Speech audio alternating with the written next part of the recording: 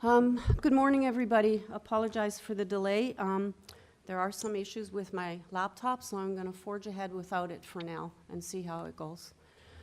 Due to COVID-19, Committee of Adjustment public hearings are being conducted virtually through WebEx Webinar, an online digital platform, and streamed on the Toronto City Planning YouTube channel. Participants who registered in advance will be able to make their presentations to the committee using WebEx Webinar, which is moderated by city staff, and anyone wishing to view the hearing can watch on YouTube. Participants who registered in advance will connect to the hearing by phone or with a compatible electronic device and have the option of participating via video or audio only. Participants will be muted automatically upon entry, and when your item is called, each participant will be unmuted by the moderator, one person at a time. Please mute your devices until you are called upon to speak. Those participating by video will be temporarily upgraded to panelist when their item is heard. During this time, your camera will be enabled and you will only be visible during your 5-minute allotted speaking time, and at all other times your video will be disabled and you will be reinstated as an attendee. Committee of Adjustment staff will share presentations submitted in accordance with the written submission deadline. Members of the public and applicants are not allowed to use the share screen or any other panelist controls during a video appearance. The host will remove you from the panelist role if you fail to respect this instruction. My name is Nancy Oman and I will be chairing this hearing. Panel members participating via WebEx webinar who can be seen and heard are Zahir Bayat, Carl Nipfel, and Aaron Cheng. We acknowledge that the land we are meeting on is the traditional territory of many nations, including the Mississaugas of the Credit, the Anishinaabe, the Chippewa, the Haudenosaunee, and the Wendat peoples, and it is now home to many diverse First Nations, Inuit, and Métis peoples. We also acknowledge that Toronto is covered by Treaty 13 with the Mississaugas of the Credit. In accordance with Sections 45 and 53 of the Planning Act 1990 as amended, this meeting of the Committee of Adjustment for the City of Toronto is called to order. The Committee of Adjustment considers applications for variances from the provisions of the zoning bylaw that apply to the property, permission to extend or alter lawful nonconforming uses, and consent to sever property to create new lots. Anyone in attendance today who wants to receive a copy of the decision of the committee on an application must submit a written request by email. Please include your name, address, and an email address. Committee of Adjustment and the Toronto Local Appeal Body, known as TLAB, will be sending notifications and appeal updates by email. If you do not agree with the decision of the committee, you may be able to appeal the decision to the TLAB or, in some limited circumstances, to the Ontario Land Tribunal. However, the provincial government recently amended the Planning Act and generally removed the rights of third parties to appeal Committee of Adjustment decisions. As of November 28, 2022, only the applicant, the Minister of Municipal Affairs and Housing, specified persons, and public bodies, as those terms are defined in the Planning Act, are permitted to appeal decisions of the Committee of Adjustment. Appeal instructions are set out at the bottom of the decision of the committee. I will call each item in the order listed on the agenda. Where an application is uncontested, the agent or applicant may proceed with their presentation if desired. And when the committee does not require a presentation, applicants are to advise the chair should they wish to speak to the committee. The committee may ask questions and/or take the matter into committee for a decision. Each speaker, including the applicant or agent, will be given a maximum of 5 minutes to address the committee, and I will comment when you're reaching the 5-minute mark. When addressing the committee, please speak slowly and clearly state your name and address. Please remember to confine your remarks to the matters outlined in the application. The agent or applicant will proceed first with a presentation of the application, and then individuals either in support or opposed to the application will be invited to speak. Committee members may ask questions of each speaker after they have finished their presentation. When all speakers are finished, the applicant or agent has an opportunity to rebut only those issues that were raised by the speakers. This will mark the end of the discussion. The application will then be taken into committee for a decision. Please note that the committee may not entertain revisions to proposals at the hearing today. The committee may decide to defer the application if substantially revised to ensure the revised application is accurate and that all those entitled to notice of the application are informed of the changes. Madam Deputy Secretary Treasurer, are there any minutes to be adopted? Good morning, Madam Chair and panel members. Yes, minutes from the June 14th, June 21st, and June 28th hearings of this year. So 3 sets of minutes. Okay, panel members, can I have a motion to adopt the minutes for those 3 meetings as outlined? That's moved by Mr. Nipfel, seconded by Mr. Bayat. All in favor? Okay, the minutes have been adopted. Are there any declarations of interest this morning, staff, panel members? Mr. Nipfel. Thank you, Madam Chairman. I have a potential conflict with number 7. I have family members attending Metropolitan University as students. Okay, anyone else this morning? Seeing none. Are there any matters to be deferred this morning? And I believe there's one withdrawal. Yes, so through you, Madam Chair, if we want to deal with the one being withdrawn, it's item number 15, file number A0392/23TEY, and the municipal address is 364 OSLER Street. Okay, I'm just checking. Okay, we don't have any speakers on that one, and I believe it's being withdrawn because it's now as of right what they are intending to build. Is that correct? So they don't need variances? That is correct. All right, so for item 15, I need a motion then for the withdrawal of that application, 364 Osler Street. So that's moved by Mr. Bayat and seconded by Mr. Cheng. All in favor? Okay, that carries, so that item has been withdrawn. Now, I see here, item number 5, I have a note here, is also being withdrawn. Is that correct?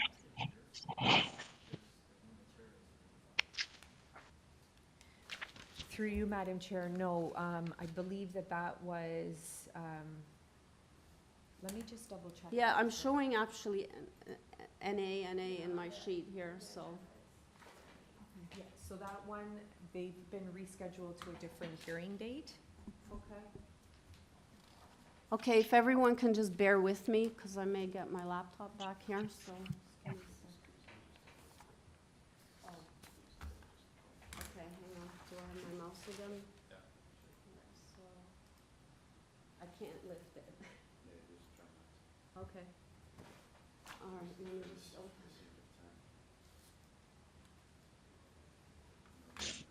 Yes, it's much faster.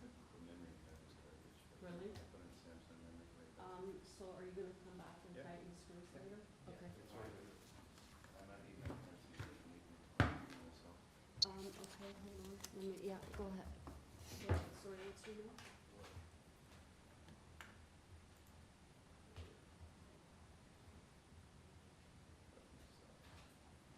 So, yeah, because I don't wanna take it home and everything falls out. Oh, yeah, we'll set you up. We'll come on, we prefer it. He'll come back, okay.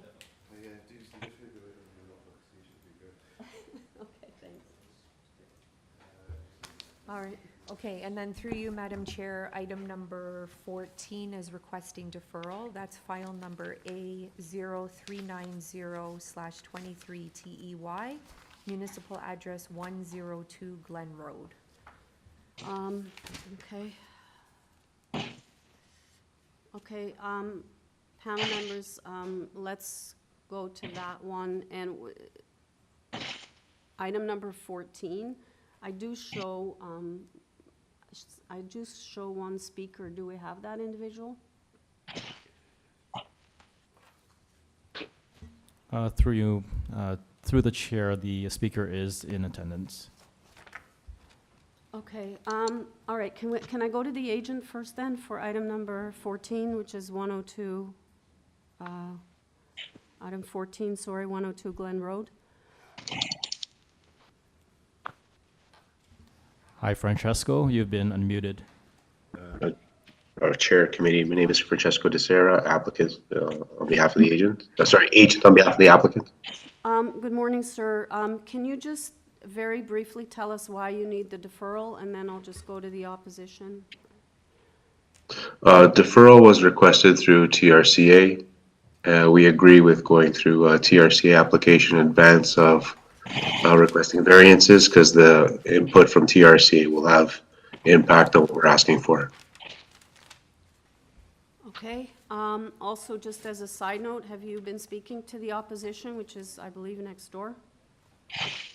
No, we haven't spoken to anybody just because we were in the process of deferring. Okay, if a deferral is granted, you will engage in conversation with the neighbor? Yes. Okay, all right, can I have the opposition, please?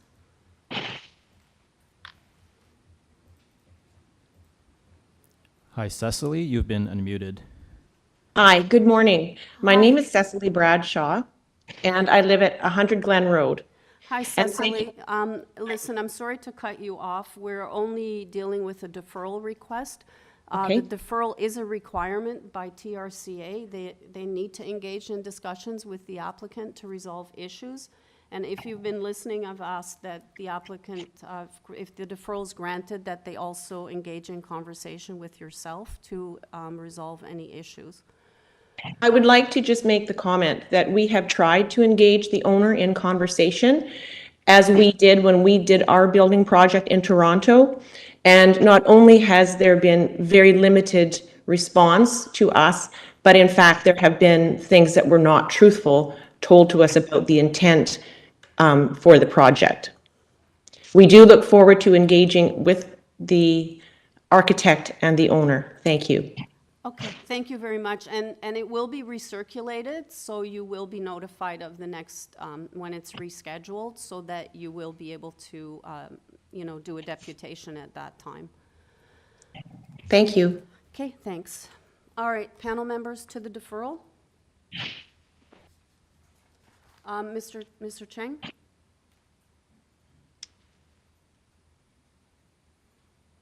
I think you're muted, Aaron. Sorry, I thought Kyle was getting it. So we will move forward a motion to approve the deferral. And again, as usual, we would recommend the applicant to actively engage with the neighbor, especially the one showing up today who is opposing the application, so that we can have a smoother decision next time. Okay, do I have a seconder for that motion? Mr. Bayat? So motion to defer moved by Mr. Cheng, seconded by Mr. Bayat. All in favor? That carries unanimously. Thank you very much. The first item is 1925 Dufferin Street.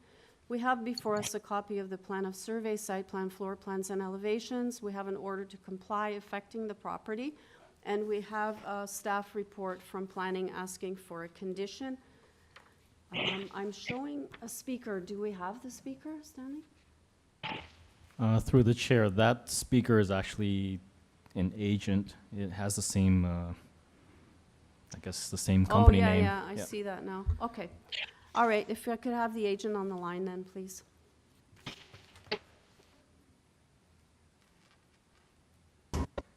Hi, Anthony, you've been unmuted, and you may turn on your video.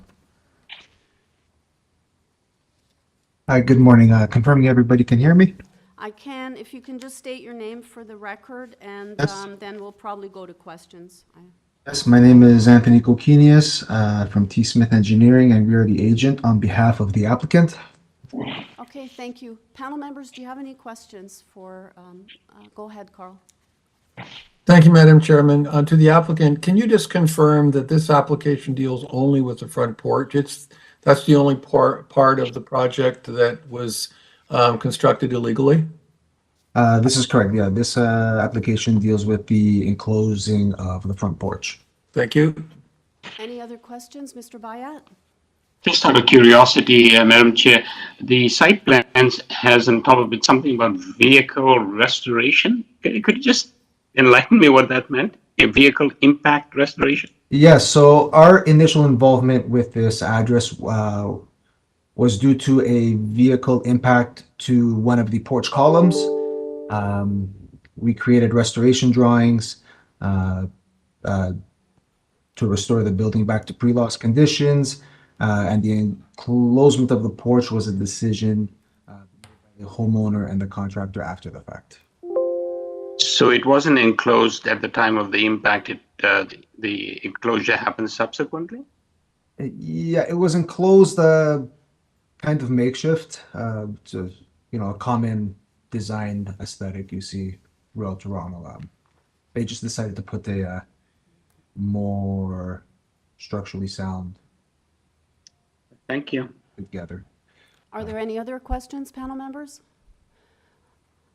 Okay, we're ready to take this into committee, Mr. Kokinias. Anything you want to add that's not in the submission before we make a decision on this? No, I just believe the alteration is generally minor in nature, and that's why we're here to support it. Okay, thank you. Panel members, we're in committee. Mr. Niffel.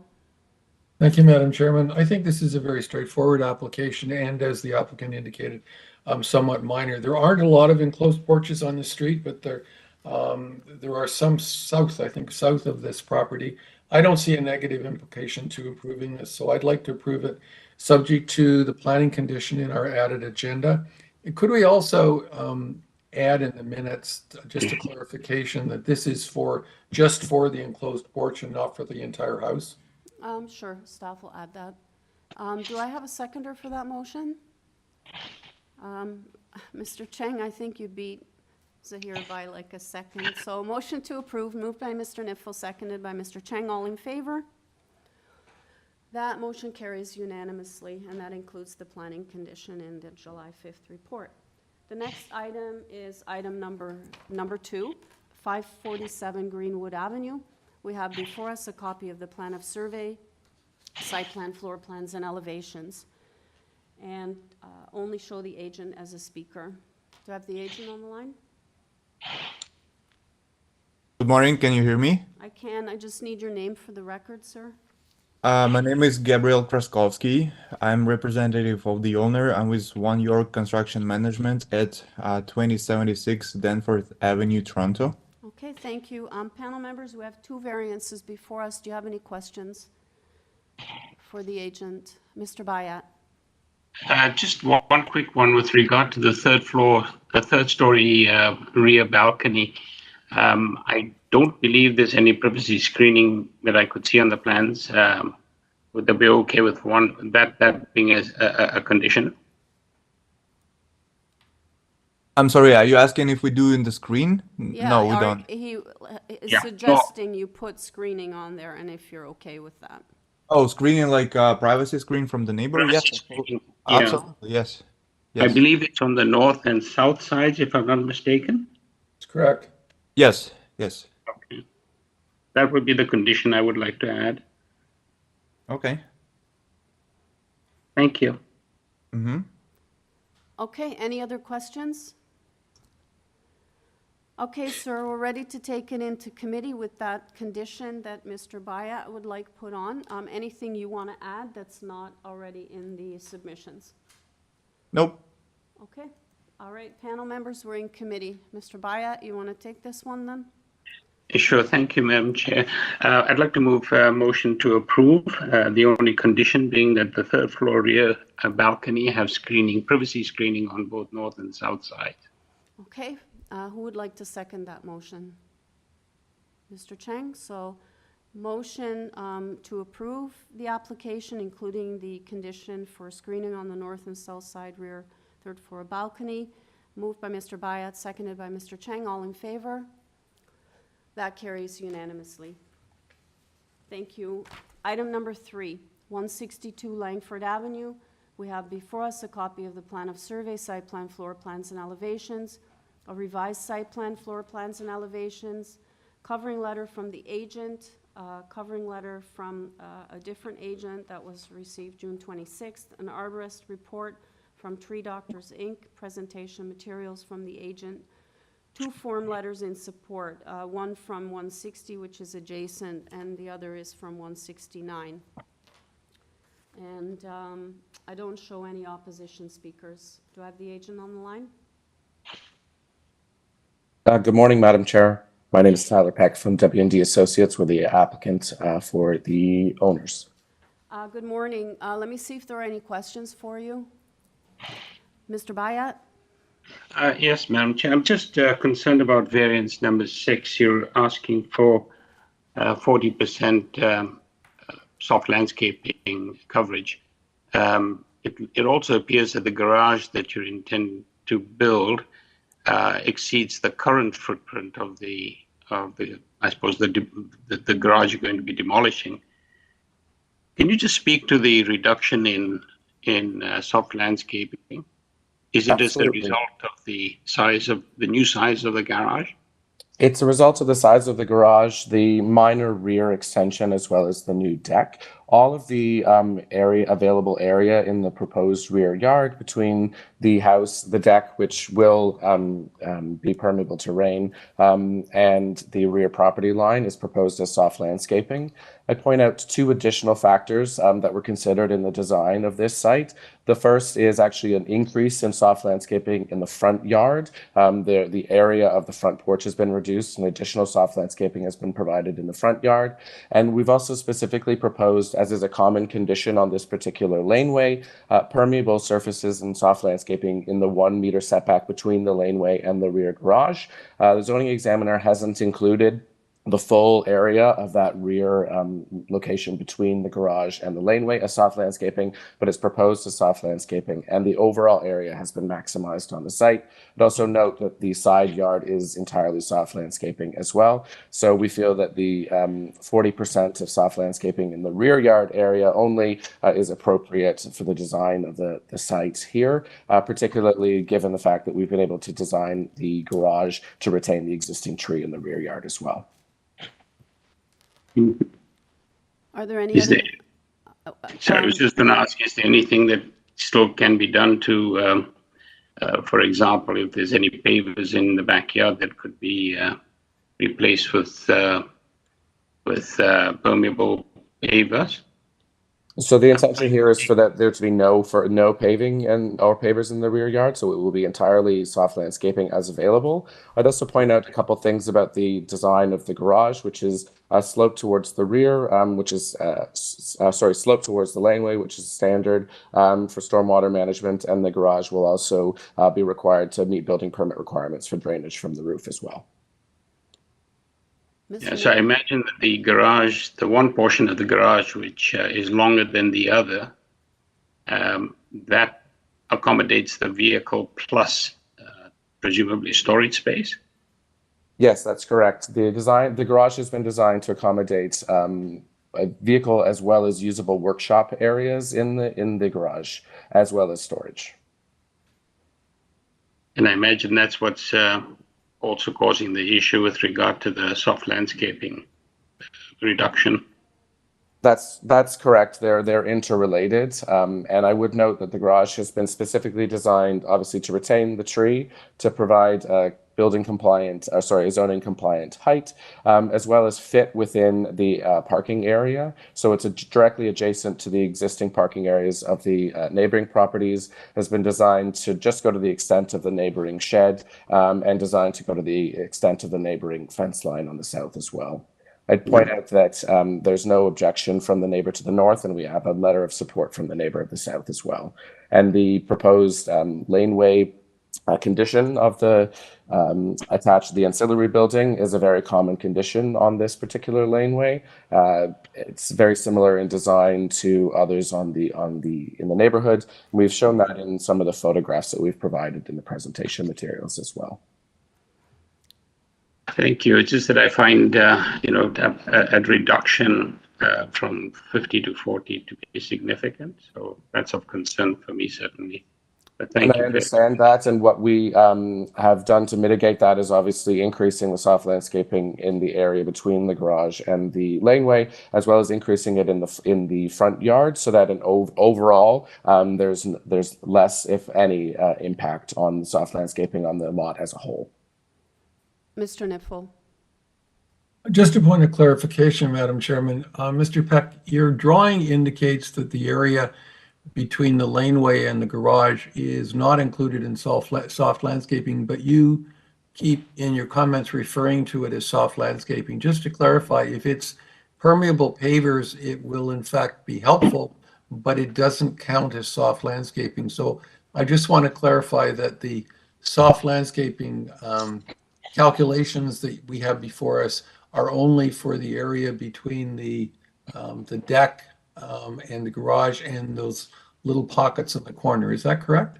That's correct. That was the interpretation of the zoning examiner in our discussions with them. But the proposal for the site is to retain the entirety of the area between the garage and the laneway as soft landscaping. Are there any other questions, panel members? If there are no further questions, Mr. Peck, is there anything you want to add that's not in the submissions before we take this into committee for a decision?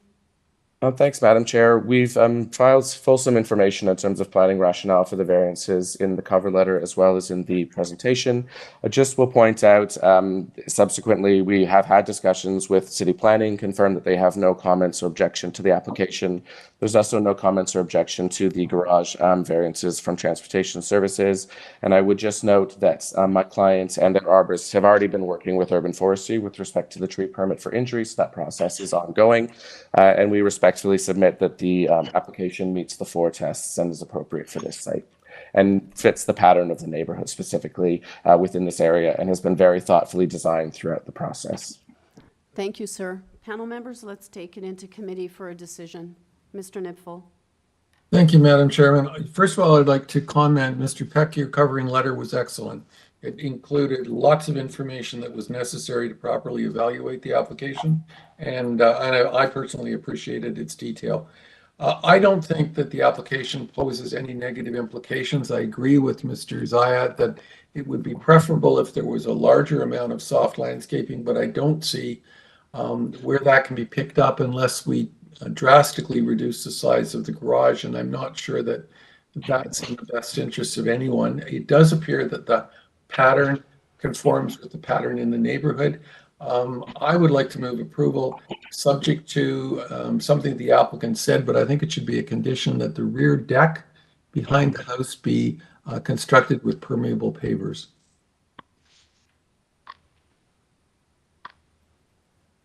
Okay. So that with that condition, Mr. Nipfel moves approval. Do I have a seconder? Mr. Cheng? All in favor? Okay, that carries unanimously. Thank you. Item number 4, 126 Leslie Street. We have before us a copy of the plan of surveys, site plan, floor plans, and elevations, as well as a revised site plan, floor plans, and elevations. We have one variance before us. No opposition speakers. Do I have the agent on the line? My name is Shahid Danawati, and I am representing the client. Okay, good morning, sir. Panel members, do you have any questions for the agent?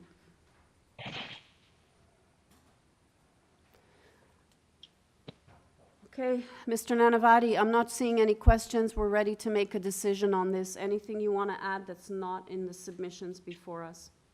No, ma'am. Thank you so much. Okay, thank you, sir. Panel members, we are in committee. Mr. Bayat.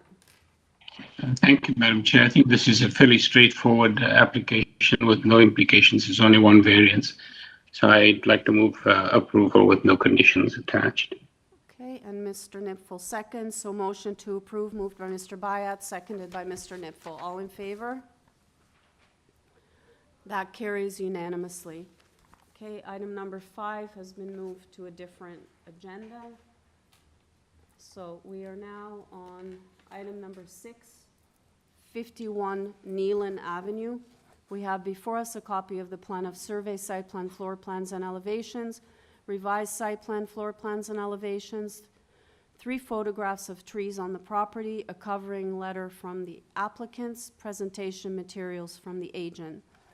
We have a staff report from community planning asking for a condition, 11 form letters in support, and we have correspondence in opposition from number 49, which is adjacent. And I am showing one opposition speaker, which is the adjacent neighbor. Do we have them on the line, or? Through you, Madam Chair, the registered speaker is present. Okay, great. All right, could I have the agent, please.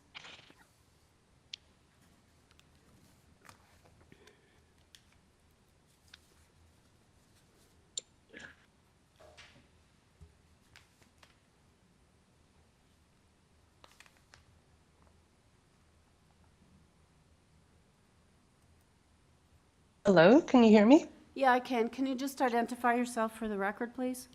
Yeah, good morning. My name is Christine Liu, L-E-U. I'm the agent for the owner. My address is 42 Gordon Street. Okay, good morning, Christine. We do have one opposition speaker. Can you do a presentation, please? No more than 5 minutes. And the clock For sure. starts now. Go ahead. Okay, thank you. Well, thank you to the committee for hearing our application. The variances relate to height, FSI, and number of platforms. If we go to the next slide, we can see photographs of the person who's presenting. If they could flip to the next page, please. Is this the tech issue we're having here? No, the tech issue was actually my laptop wasn't working at all this morning, so. Here we go. Okay, just some information for the committee members. Photographs of the neighborhood consisting of single-family, fully detached houses, 2 and 3 stories tall. On the next page, you will see a photograph of the existing house. On the right side, you'll see so the address is 51 NEALON, that's at the center. On the right side is 49 NEALON. Between the two houses, you see that driveway and a small walkway. So the distance between the two houses is 2.7 meters. On the left side of the image, you see 53 NEALON, and there's a walkway between the houses. That's the distance between the houses is 1.5 meters. Certainly there's already some existing buffer room between properties.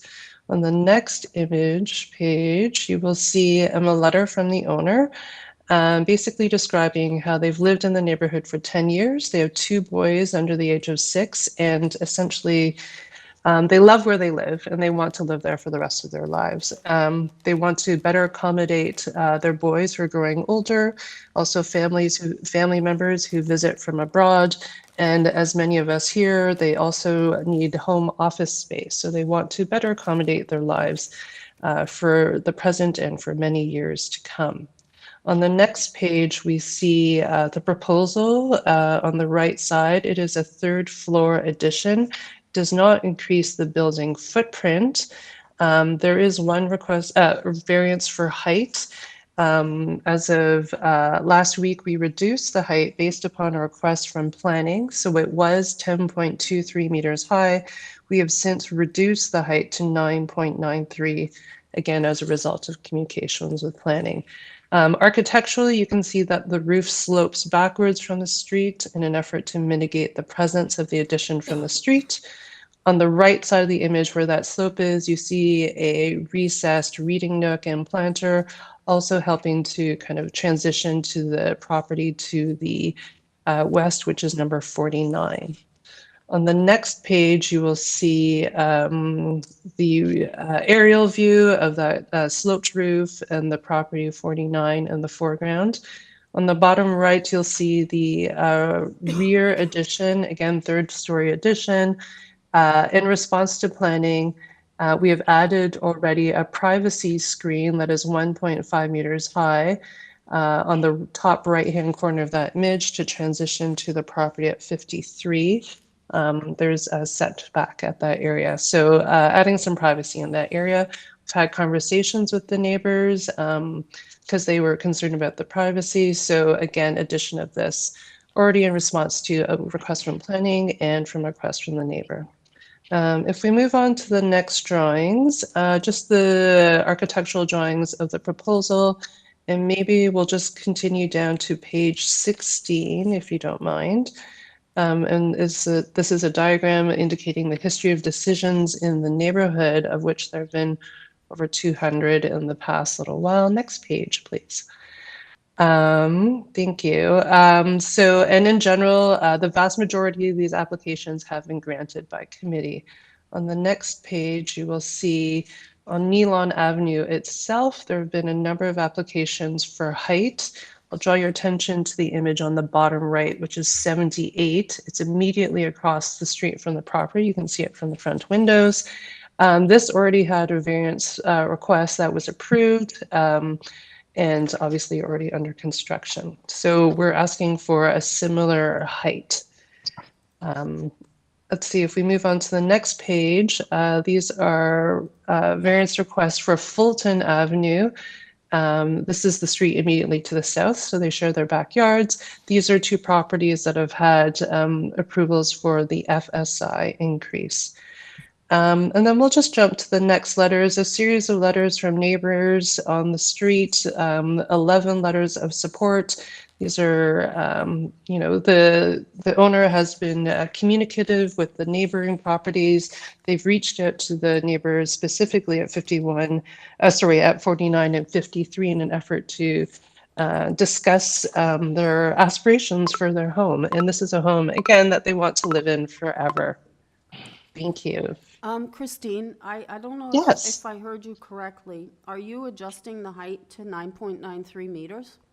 Yes, we just So- resubmitted the drawings last All right, week. so I need you to officially amend variance number 1 then to 9.93. So we'll be looking at this application as amended. Thank you. Okay, thank you. I'm going to go to the opposition and then we'll have you back for questions. Thank you. Okay. Takashi, you've been Hello? unmuted. Hi, good Hello. morning. Good morning. My name is Takashi Fujitani. I live at 49 Kneeland, which is adjacent to 51 on the west side. I'm wondering, do I have 5 minutes or do I have to Yeah, be we're briefer starting the than that? clock now. You have 5 minutes. Go ahead. Okay. First of all, thank you very much for letting me comment on the proposal. First, I do have to say that although the presenter said that our neighbors were in communication with us with regard to the plan, they were not. Granted, we were away physically, but we've been having email and text conversations with our neighbors over many years, and we never heard any of the details of this plan until we saw the letter that came to our house and then looked at the materials. So we want to make it clear that we're not opposed to the third floor addition. However, and in fact, we want to support it. However, we feel that the variances requested are extreme rather than minor. It's not only that the individual variances go far beyond what the bylaws allow, even with the revised height, which we did not know about until right now. But even more, the combined effects of the multiple requests are far worse than the sum of the individual parts. First of all, the altered height is very much over what the law allows. This would make the structure the highest in the area.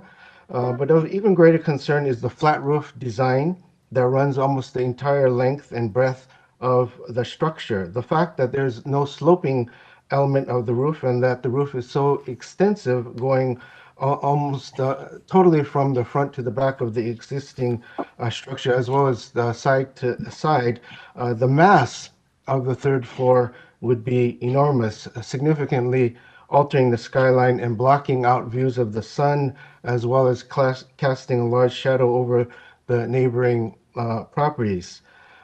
Second, in addition to this height issue and the extensiveness of the roof, the bylaw indicates that the rear and front walls must be no more than 7 meters, but the proposal originally was 10.23, maybe it's now 9.9, but this is nearly 50% over what is allowed. The presentation posits that overlooked adjacent properties at the rear end will be mitigated by a terrace on the east side and a shorter height on the west side. However, regarding the west side, the shorter side does not seem to be significantly shorter. The supposed mitigating element of the terrace touches off 2 further variance requests. One is an increase from 1 to 2 platforms on the rear wall at or above the second floor, but a doubling of what is allowed is not really a minor variance.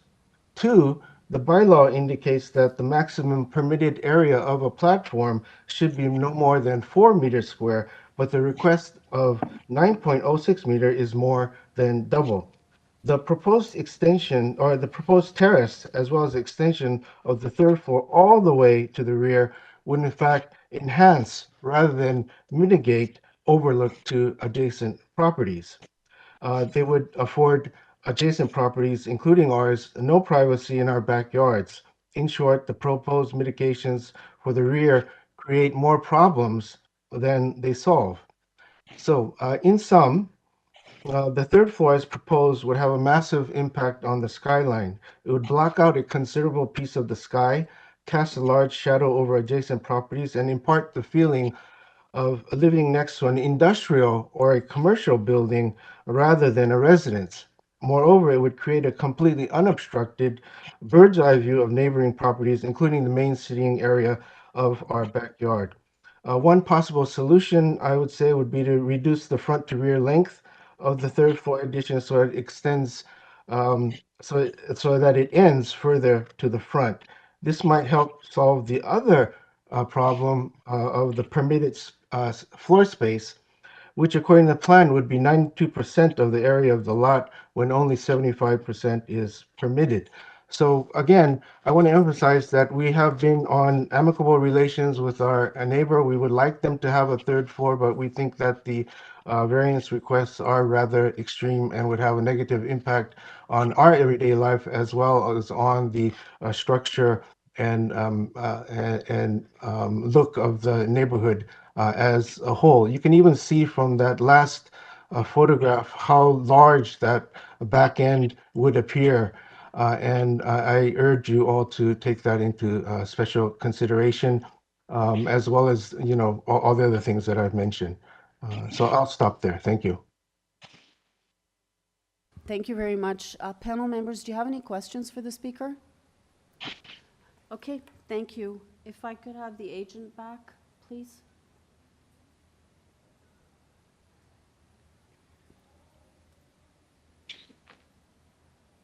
Hi there, can you hear me?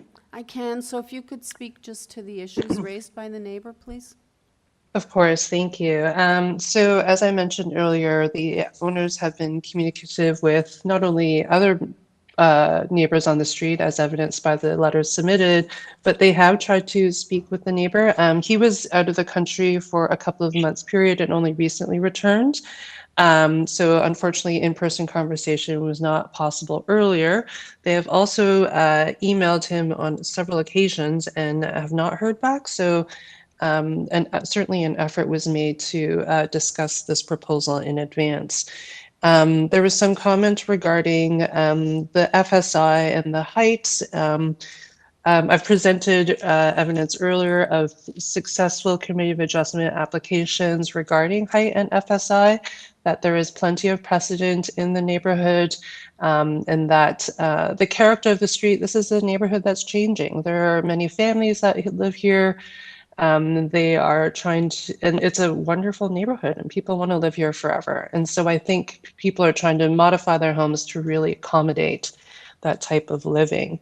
Regarding the mass, I guess some comments regarding that.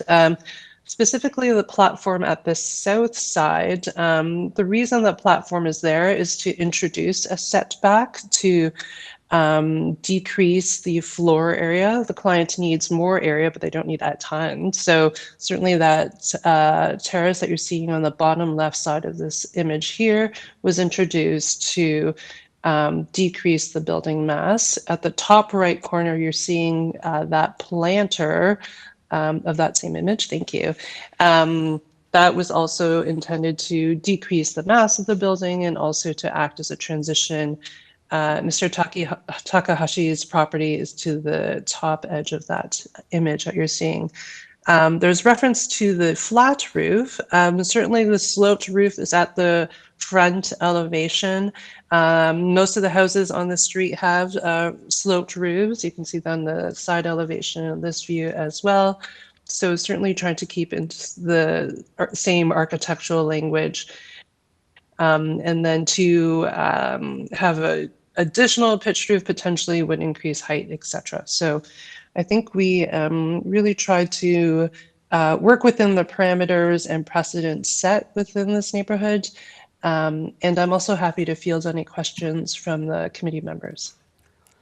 Okay, thank you. Let's see if there are any questions. Panel members, Mr. Bayat. Thank you, Madam Chair. To the presenter, thank you. Your presentation materials make it much easier to picture what's going on. I did have concerns, I suppose, about the screening for the third floor deck, but that's already in place, and I think planning has already made that a condition. I am still, however, concerned about the second floor balcony. I believe it's on the east and west sides of that balcony. I would like to add condition that there be privacy screening provided to the height of 1.5 meters on both sides.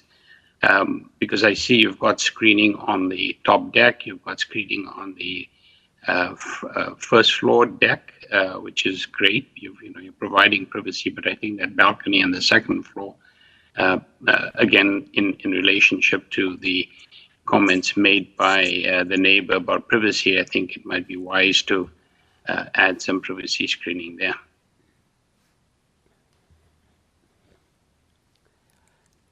Any comment, Christine? Hello? Hello. Hi, are you there? Hi there. Can you hear me now? Yeah. Oh, thank you. Mr. Bayat, thank you for the suggestions. The second floor balcony, adding privacy screens at the two far ends adjacent to the neighbor. We appreciate the suggestion, and I think we'd like to proceed with that. Any other questions, panel members? Okay, let's take it into committee for a decision then. Mr. Bayat? Thank you, Madam Chair. I take into consideration the comments made by the neighbor and also the agent. Change is one of those things that's constantly happening. I do believe that this is a pretty interesting rendition. The design, I think, speaks reasonably. I'm comfortable with the design.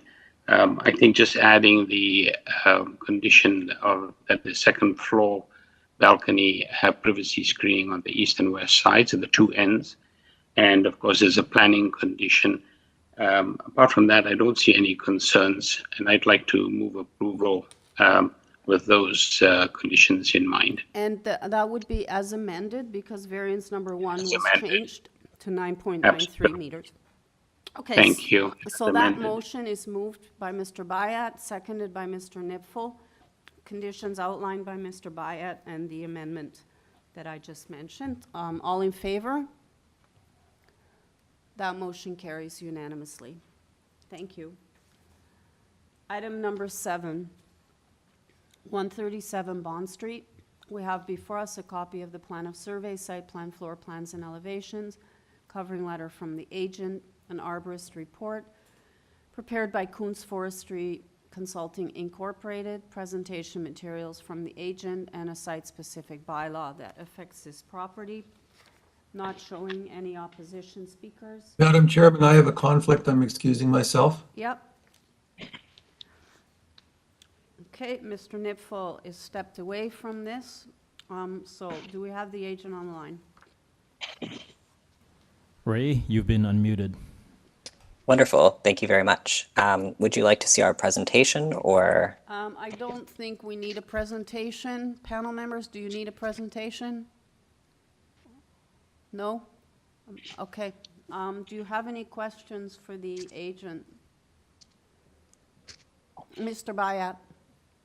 Sorry, Madam Chair, not a question, but certainly just a comment. I suppose being familiar with this part of the city and also the university surroundings, I must say this is a most spectacularly interesting rendition and use of the space that you have, also incorporating the older building in the front. I think that's absolutely critical. Toronto, unfortunately, is losing its history very rapidly. This is a wonderful way of not only retaining the past, but also blending it with the new. So I think it's a marvelous project. Thank you, Mr. Bayat. We are fortunate to be joined by our architects, Hariri Pontarini, on the call, and they were very careful to ensure that the site would remain respectful of that heritage condition at the corner. Mr. Cheng, you have a comment or a question? Yeah, a quick question. At what stage are you at with the city? Are you at the end of the SPA? Thank you. It's my understanding that the SPA is currently under review, and so we will continue to communicate with the city as required. Okay, thank you. Okay, any other questions, panel members? Is there anything you'd like to add?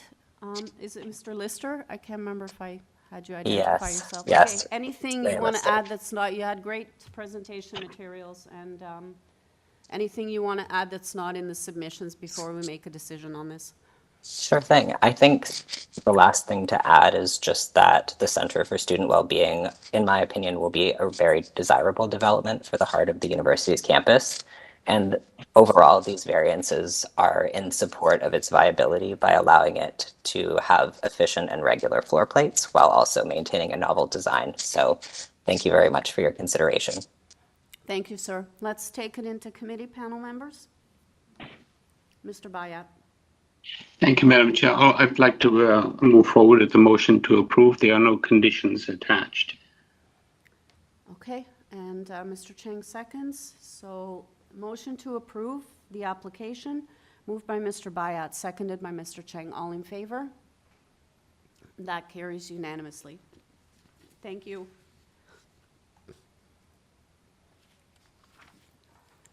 Item number 8, 833 Coxwell Avenue. We have before us a copy of the plan of survey, site plan, floor plans, and elevations, 5 photographs of trees on the property, and forestry. We have a forestry report. Let me just look at my notes here. They're asking for condition number 1.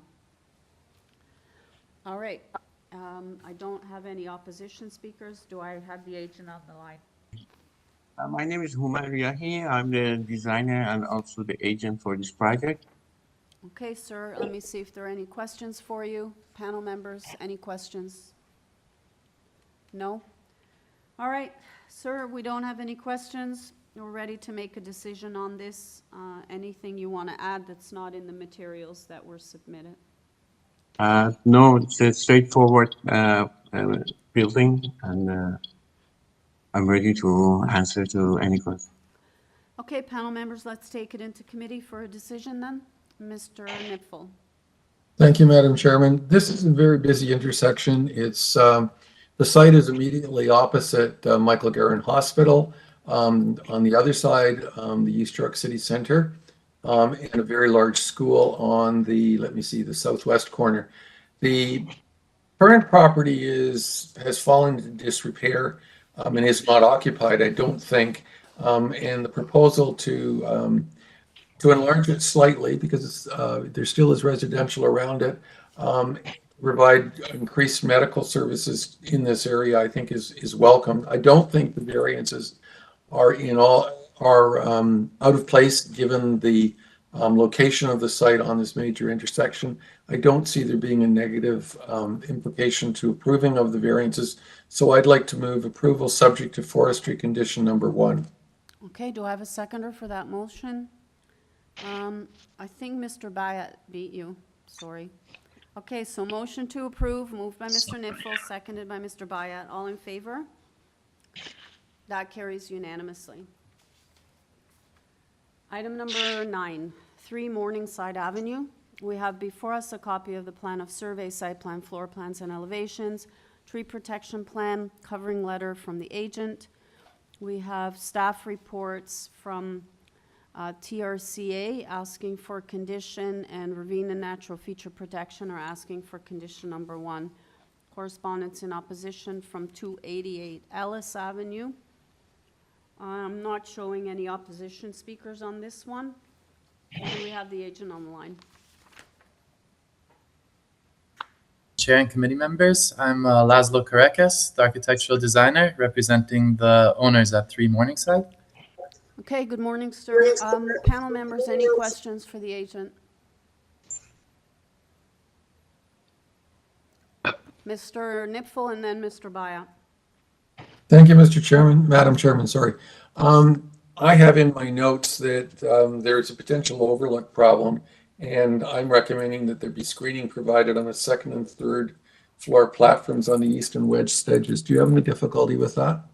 No, I think we would agree to the privacy screening. Okay, Yeah, that's good. that'd be fine. Yeah.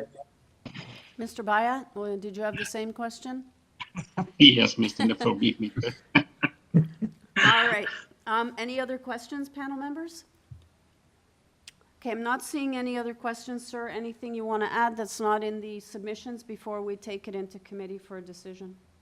No, I think it was pretty straightforward. We consulted with TRCA. They had a conditional approval pending the submission for plan review.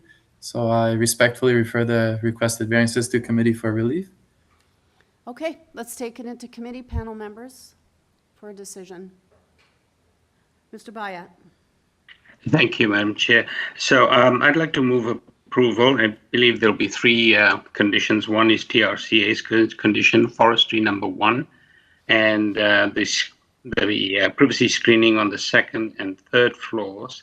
I believe it's on the, or it may be on the second floor. I'm not sure if the third floor is Juliet. I'm not sure if Mr. Nipfel noted. It almost looks like it's a Juliet balcony. So certainly for privacy screenings, second floor, Do you want possibly. do you want some clarification from the I think that might be an idea. Yes, please. Hi, Mr. Karikas. Can you just clarify whether that third floor is it Juliet balcony or is it a full balcony?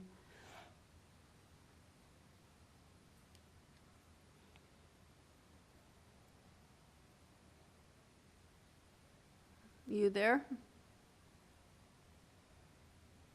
Yeah, Madam Chairman, I think if you look at the third floor plan, it's shown as a full balcony. Okay. So, Mr. Bayat, are you okay then to go with? Yes, absolutely. All right. Absolutely. Okay. Thank you. So we have Mr. Bayat moves approval with screening, I believe, east-west side of the second and third floor balcony screening, and then ravine and natural feature protection number 1, TRCA condition. And who wants to second that? Mr. Cheng, all in favor? That motion carries unanimously. Okay. Item number 10, 398 Summerhill Avenue. We have before us a copy of the plan of survey, site plan, floor plans and elevations, a revised site plan, floor plans and elevations, 1 photograph of trees on the property, covering letter from the agent. We have a staff report from transportation with the condition, correspondence expressing concern from a former president of the North Rosedale Residents Association. And I do show 1 speaker in opposition. We have 2. Okay. All right, I'll get the name when you get the second one then, it's okay. All right, can I have the agent on the line, please? Naveed, you've been unmuted. I'm muted. Mr. Chajali, you there?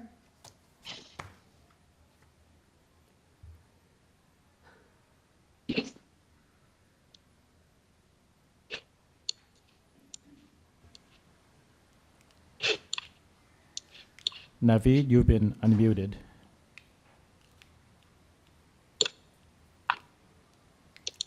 Hi, Naveed, are you there? Yes, I am here. Can you hear me? Yeah, I can now. Just identify yourself for the record, please. And after you've done that, can you do a presentation, please? No more than 5 minutes.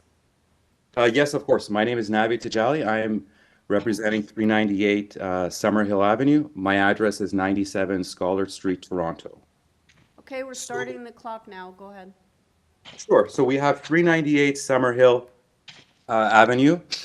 Our immediate neighbors include Summerhill Market, Rosedale's Finest, Dry Cleaning, Marshall's, and many other small businesses. We are expanding the shops to the west side. We just were approved a few months ago in April for 396 Summerhill. which is the same scope of work, similar variances, and what we are proposing is to have commercial and residential on the top. The commercials will have small shops, access from the sidewalk. And then on the second and third floor, we'll have offices. We will have either personal service shops and or offices. And on the top floor, we will have a residential unit. Again, it is very similar to 396 Summerhill, which we were approved for back in April. And we are providing new small businesses, new shops, and we're expanding Summerhill's west side commercial space. And that's pretty much everything, yeah. All right, so I'm going to go to the opposition, and then we'll have you back for questions and to speak to the comments made.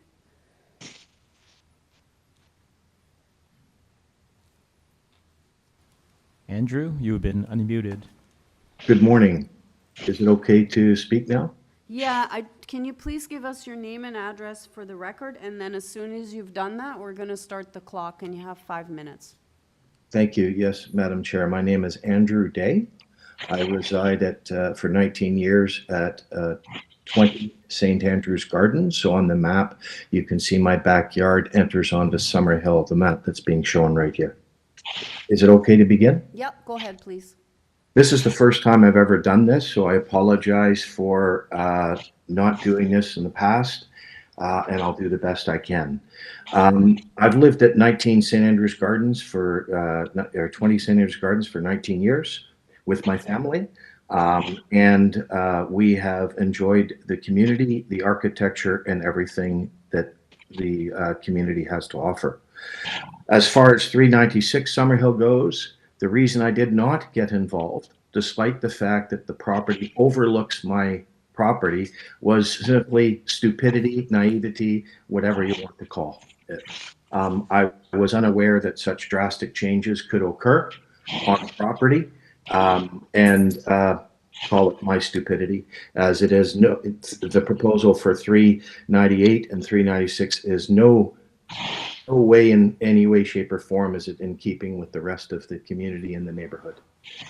As you saw from the diagram that was put up, what is being presented, well, I'll get into that. So let's look at the facts on the numbers that are proposed. The lot size is increasing 83%. The height is increasing. Sorry about that. That's my dog. My apologies. I'm still here. The height is increasing 21%. The rear setback is being reduced from 7.5 to 1.27, or roughly 83%. And the floor level for the commercial space that is supposed to adhere to 0.2 meters is increasing to 2 meters, which is roughly 10 times the increase. Those are the facts of the application, and I do not consider this to be minor. Now, I'm not educated in these matters, so again, please forgive me. As far as the neighborhood fit goes, the height of the building being increased from a beautiful 45-degree sloping rooftop is now going to be a flat to accommodate building into that space, which is not in keeping with the rest of the views of the community. The second thing is it will be a wall of windows that will be erected, staring down on all of the backyards, not just mine, but my neighbors. And I don't know if others are here. I haven't spoken to anybody. I apologize again, my stupidity, I suppose. And the other thing that they're proposing to do is take off green space. When I look at my backyard, I see directly through a opening right into the backyard, right into the wall on the other side of the train tracks, which is a wall of beautiful forestry that is now going to be eliminated from my view entirety based on its height and the build out on the of the building. This is being built as a box store, a box to maximize square footage, and eliminating the rest of the area and the rest of the community. I don't think it has any architectural appeal, excuse me, and it is taking up space that I think is wrong. So in summary, it's the roof height, all of windows, the fishbowl that my yard will become, the limited, the sheer size of being added here. As I said earlier, roughly 80%, I think, was my calculation on increasing the footprint. And I just am incredibly distraught about this whole thing. So distraught that my wife said to me, well, if this is what's going ahead, then I guess we have to leave our neighborhood and leave where we've been for 19 years with my two daughters. And and I sincerely regret not have gotten involved in this other application before. I just continue to live my life as best I can. I don't know if you have any questions for me. Well, let me see if the panel members have any questions. Any questions for Mr. Day? Mr. Bayat? Just a clarification. I'm just looking at a Google map. Your property is actually on St. Andrews, but your back, it extends all the way to Summerhill. Is that correct? Number 16? If you look directly back on Summerhill, if you put the cursor where the blue mark is, where the blue, now if you go right across, it's directly going to the next house with it, that's me. And that is my property, and that is my garage also backing onto Summerhill that I use. So as you can see, I was a complete idiot not to have gotten involved given the build that happened on my neighbor. I know both neighbors. I know the neighbor that sold their place at 396, and I never envisioned that what was going to be built there was built there. And now seeing what's proposed here, it's just very, very concerning. So I'm sorry to repeat myself, but yes, that's me. Thank you. Thank you. I'm sorry. Any other questions for me? Again, I've never done this before, so I don't really know what I'm doing. Panel members, any other questions for Mr. Day? Just call me Andrew, please. All right, Andrew. I don't think there are any other more, there are no further questions for you, so thank you very much for your input. If I could have the next speaker. Alexandra, you've been unmuted. Great. Good morning. My name is Alexandra Jenkins. Can you hear me? Yep. And I just Great. need, I'm Alexandra Jenkins.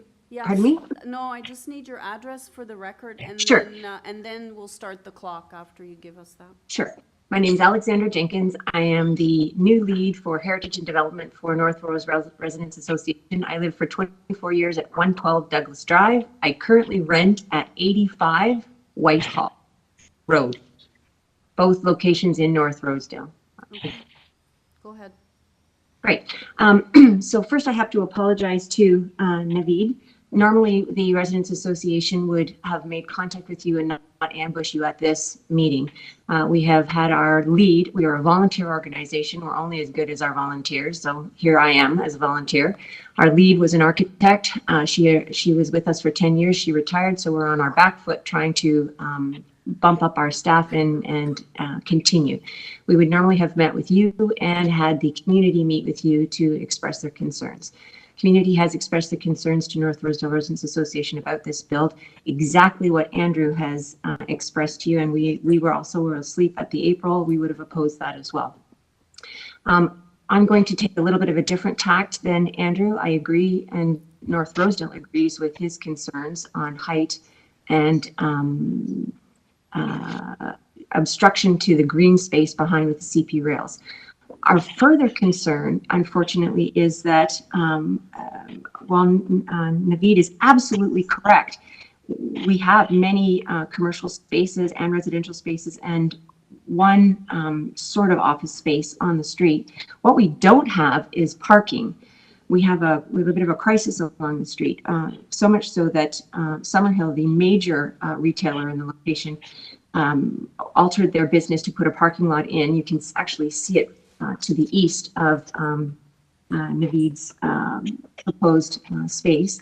And at busy times, prime times, holidays, etc., they hire police and security folks because it gets quite cantankerous so that they can direct traffic. The TC bus struggles to get down the street due to parking. We have limited number of spaces on the north side of street for Summerhill in this stretch, and no parking on either other sides. It has become such a dilemma for us that we have started working with Diane Sachs's office to figure out how to fix this. We've had baby strollers bumped by cars, just literally steps from where Nazim wants to place more volume. His volume is both residential volume, business volume, and destination volume. So it's a triple, and 4 employee parking volume. So our concern is, you would normally with residential supply at least 2 parking spaces. Please supply some parking to help us out here. We had some parking on the south side of the street, but the city has put the rent-a-bikes, which we're delighted. We gave them a whole bunch of spaces to put rent-a-bikes, and they chose to take up parking along this street, which is disastrous in that folks have to put their money in the bike and then back their bike out into traffic, further causing trouble. It's just, I can't express how desperate our situation is here. We're struggling with Diane Sachs's office to figure out a Band-Aid solution to help us. If we put a stoplight, a street light, 4-way street light in, now we have folks stopped, and all the trucks that go to supply our businesses along the street jam up with the folks who are stopped at a red light. If we put a stoplight in, people ignore it and roll through and bump our strollers and bump our crossing guard. That was our first step, was to get a crossing guard to help at that area. Our demographics are changing quite dramatically in this neighborhood from an older age group to young families who are running around, kids, strollers, lots of activity, dangerous with the volume of cars. So I'm not going to take the full minutes. We understand height. We are with Andrew on that. We understand that we fell asleep for the April one, but we're hoping to reduce some of the height, but traffic is our real, and parking spot is our real problem for this area. For your time. Okay, thank you, Alexandra. Panel members, do you have any questions for Ms. Jenkins? No? Okay, thank you. If I could have the agent back, that would be great. Can you guys hear me? I can. If you can speak to the issues raised, please. Yes, that was a lot. It was a lot to take in, and I do feel everything. I don't know how to navigate traffic and parking, traffic lights, but I do have a note here. She mentioned parking and height. Again, a lot of the neighborhood is asking for shops, and we are zoned in a commercial pocket. It only runs from 392 Summerhill, and it stops at Summerhill Market. Summerhill Market is like a hot spot. Everybody's going there, and that's a lot of the traffic that's coming in there. Rosedale's Finest is there. They're very busy. They don't have parking. I mean, they don't have designated parking on their property because the lots are so narrow. Like, we have a train track that's right behind us. And to be honest, we don't have any green space. This lot, both of the lots, 396 and 398, there is no backyard. It's just a train track. So the front is actually belonging to transportation right of way. And we're working together with them to get sidewalks and ramps, wheelchair access. We're even putting in an elevator to give access to like all of the shops that are in there. And we were just wanting to create that sort of experience that's on the street, right? There's a veterinarian right beside us. There's, I'm trying to think, dry cleaning right beside us. There's another dry cleaning. There's a drugstore. There's a florist. There's a bakery. None of them have their own designated parking. We all share the Summerhill's street, right? And sorry, I'm just trying to get to all of it was a lot because I kind of got, and as for the height, 400 Summerhill actually is 12 meters. So we're just asking for 1 meter more than what 400 Summerhill is. And to be honest, we are just keeping in line with 396 Summerhill. So we wanted to make it kind of generic and make it like a simple look. We are keeping the original brick, that 100-year-old brick. We are keeping within that look, and we're going to be keeping it all the way up to 3 floors, and then having a slate stone tile, which is in line with the look of many of the roofs that you see in Rosedale. Again, we face a train track. It comes every hour. It's very loud. And I mean, we're just in this commercial pocket. I'm sorry, I don't have all the answers for you, but I mean, this is the best that I can do at this very time. Well, let's see if the panel have any questions for you. Panel members, Mr. Nipfel? Carl, you're muted. My mistake, sorry. Could you just very briefly tell us what currently exists on the site? And could you advise again the property that's to the east that was recently approved, how many stories is it? Yes. So currently there is a 3-story single-family house. And on the east side, we are keeping in line with what was approved, 13 meters, 13.29 meters. Our height will be the exact same. And my understanding is that the top floor is residential and the floors beneath that are service shops. They're proposed to be service shops, correct? That is correct. Is there any way, or have you given any consideration to undertaking a different way of providing the fenestration? The windows, as the gentleman from the neighboring street indicated, they face right into his property. Have you given any consideration to angling the windows or in any way buffering the view directly out from your building to his property? The window size that we have, they were actually much larger from before. We actually reduced the size. Again, the sun comes, I believe it's on the west side and then sets behind us. So we don't get too much sun. And if that residential unit, they will only get sun pretty much, I believe, up until 12 o'clock, if I'm not mistaken. Again, I am open to working with you guys to come up with a solution if you want smaller windows, but I'm just keeping in line with, again, the look and the size, kind of keeping it all the same, as you can see. The other question I have then has to do with, I've got to get his name, sorry. I think it was Mr. Day. He indicated that he actually hadn't been consulted and didn't know very much about what was going on. Would you be open to negotiating further with him? I guess what I'm asking is, would you be open to defer this application for consultation with this gentleman? I think he raises good points about privacy. Well, there are things that could be done, but the consultation discussion just hasn't taken place. Yeah, it's just very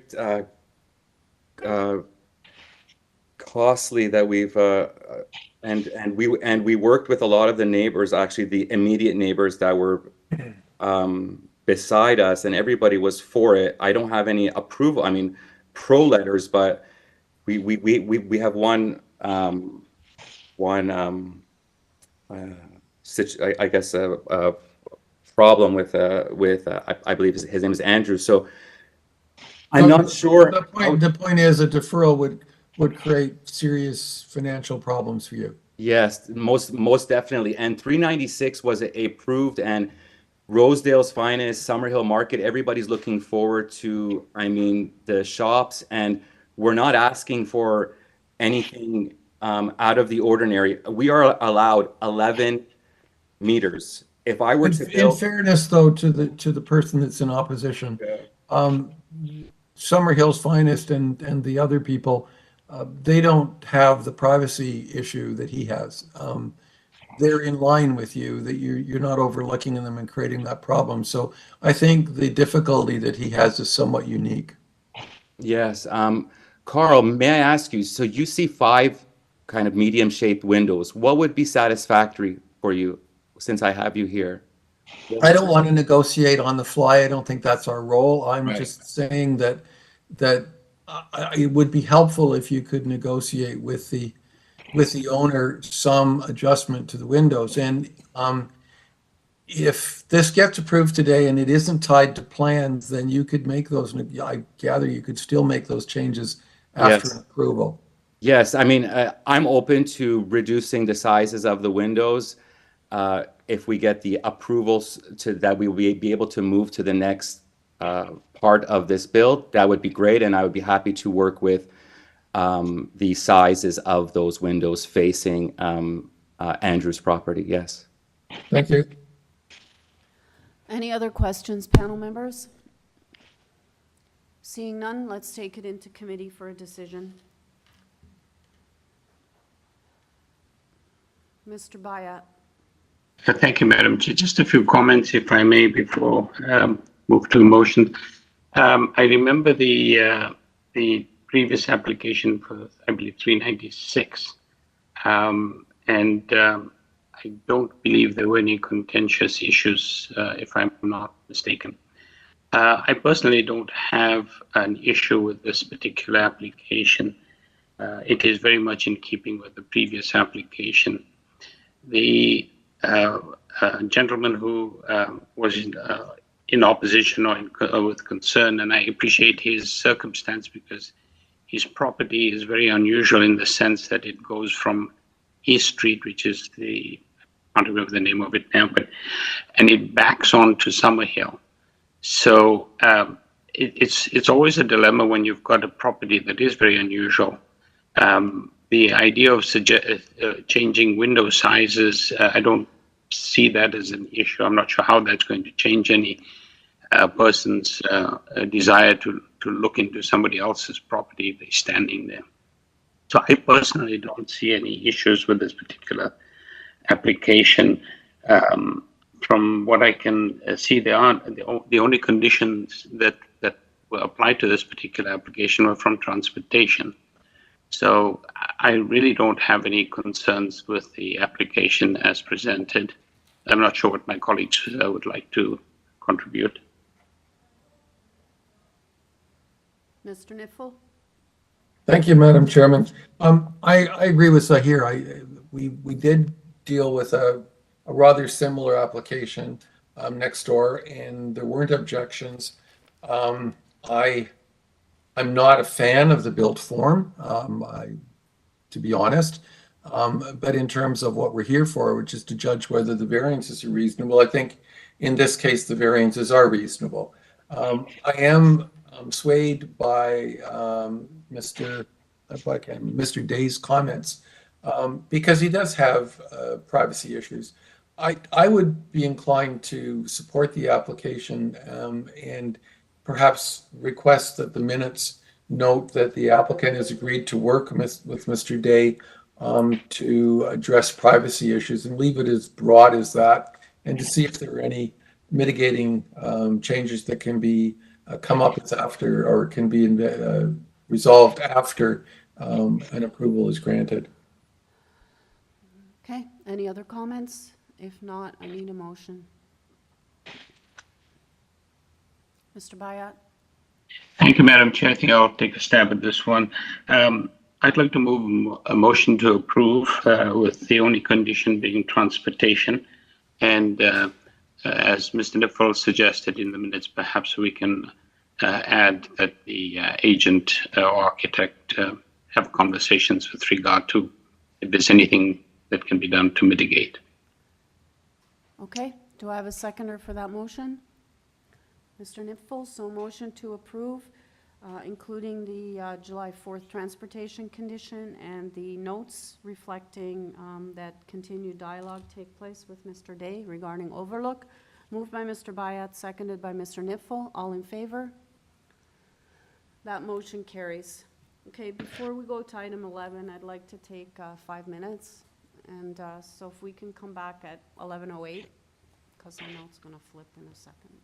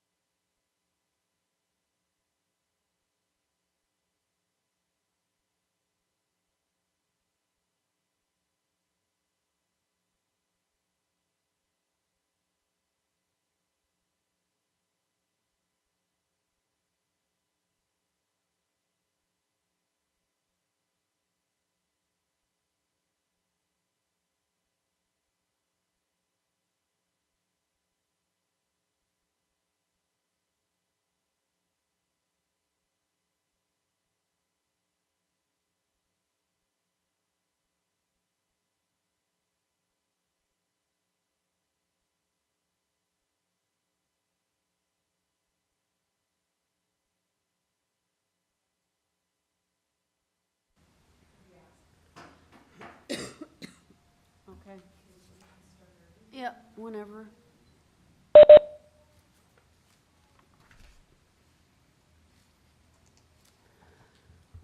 Okay, the next item is item 11, 1083 to 1085 Dundas Street West and 14R Halton Street.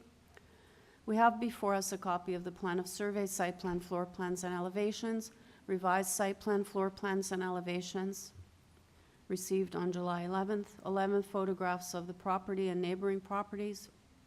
We have covering letters from the agent, 2 of them, one received on the 10th, the other the 11th, previous decisions affecting the property. We have email correspondence from transportation, engineering coordinator. We have correspondence in support from the Academy of Lions at 1083 Dundas, correspondence in opposition from residents on Shaw Street, Halton, and also from the Ossington Community Association. And we have quite a number of speakers listed here. We've got 5 speakers listed in opposition. So do I have the agent on the line?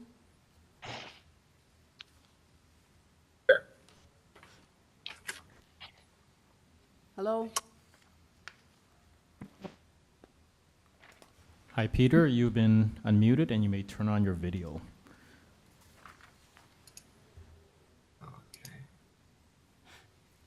I'm turning it on. Good morning, Madam Chair and members of the committee. My name is Peter Milchin. My address is 296 Mill Road in Toronto. I am the agent for the owner of the property, Anticipation Holdings. The application before you today is to add 2 additional uses to this property. The property is a legal non-conforming commercial building. It was occupied by an auto body shop for many decades. It was then vacant. The current owner purchased it in order to revitalize it for commercial purposes.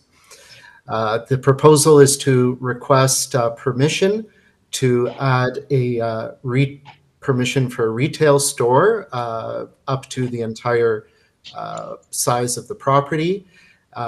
The original variance was to allow also for an eating establishment of up to 348 square meters. That variance, that's variance number 1, has since been reduced to only allow for up to 171 square meters. I submit to the committee that this does meet the 4 tests under the Planning Act for minor variances. The official plan is neighborhoods, and Dundas is an avenue in the urban structures map, so it is an area that allows for change, intensification. These types of uses are consistent with the types of amenities that are expected for a neighborhood. Again, this is an adaptive reuse of an existing legal non-conforming building that occupies the entire site. The parking area at the rear of the building has already been approved as staff parking for the current use, which is a gym, and we would only allow staff to use it for those other uses if they were permitted. The impact of this, I believe, would be quite minimal or none at all. The uses are contained entirely within the existing building, no exterior space, no modifications to the building. It's also consistent with what you see along this stretch of Dundas Street. Dundas from Roxton Road to Gray Street is zoned residential. However, within that stretch of Dundas, there are, I believe, 11 commercial venues operating, retail stores, convenience stores, a cannabis shop, some service shops, and there was a coffee shop operating for about 12 years at the corner of Crawford and Dundas, and unfortunately it closed late last year. So I believe these types of uses have existed on Dundas for many years without any problem. The building immediately to the west is a commercial building as well. It is a radio station. It has a large parking lot at the rear on the laneway, providing parking for their patrons and staff. You will have the objection letters from you. I'd like to note that in my submission of July 10th, I included an email exchange with Mr. Pesce, who's the supervisor of the Noise Bylaw Enforcement Unit, in which he explains that there were investigations around noise complaints. However, there were no violations of the city's noise bylaw found, and that the Provincial Ministry of Environment also attended, and they've found no violations of any provincial regulations. So certainly we will hear from the objectors, and I may have further comments on that later on. Thank you, Madam Chair. Mr. Milchin, I'm sorry, but I'm having computer problems with respect to the late materials, but I'm looking at my notes. Are you actually amending variance number 1? Yes, we're reducing it from the original request of 348 square meters down to 171 square meters. And on the plan that is attached, it specifies clearly the dimension and the location of the permission that's requested. So if the permission is granted, we'd be happy with a condition that it would have to be in conformity with the drawing that was submitted. Just what's the other number then? Because the altered building will have a floor space index equal to, what's the 2.74 times, what does that change to? Because I think it was 171.0 meters squared that I read that you were changing that it translates to, but I need the other number as well. We're not dealing with floor space indexes. This is an existing building. Okay, I'm just looking at variance number 1, so. It will be 171 square meters. Right. Do I need, that's fine, you don't need the other number? Okay. No. All right, okay, fine. So let's go to the opposition and then we'll come back to you for questions. Do you have Mr. Roca on the line first? Through you, Madam Chair, I've made 5 attempts to locate Mr. Roca and was unable to locate him. All right, let's go to the next one then.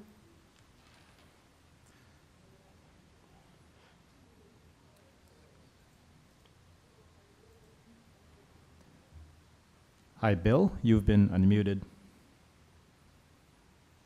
Thank you, Madam Chairman. Thank you, everyone, for coming together today. How is my audio coming through?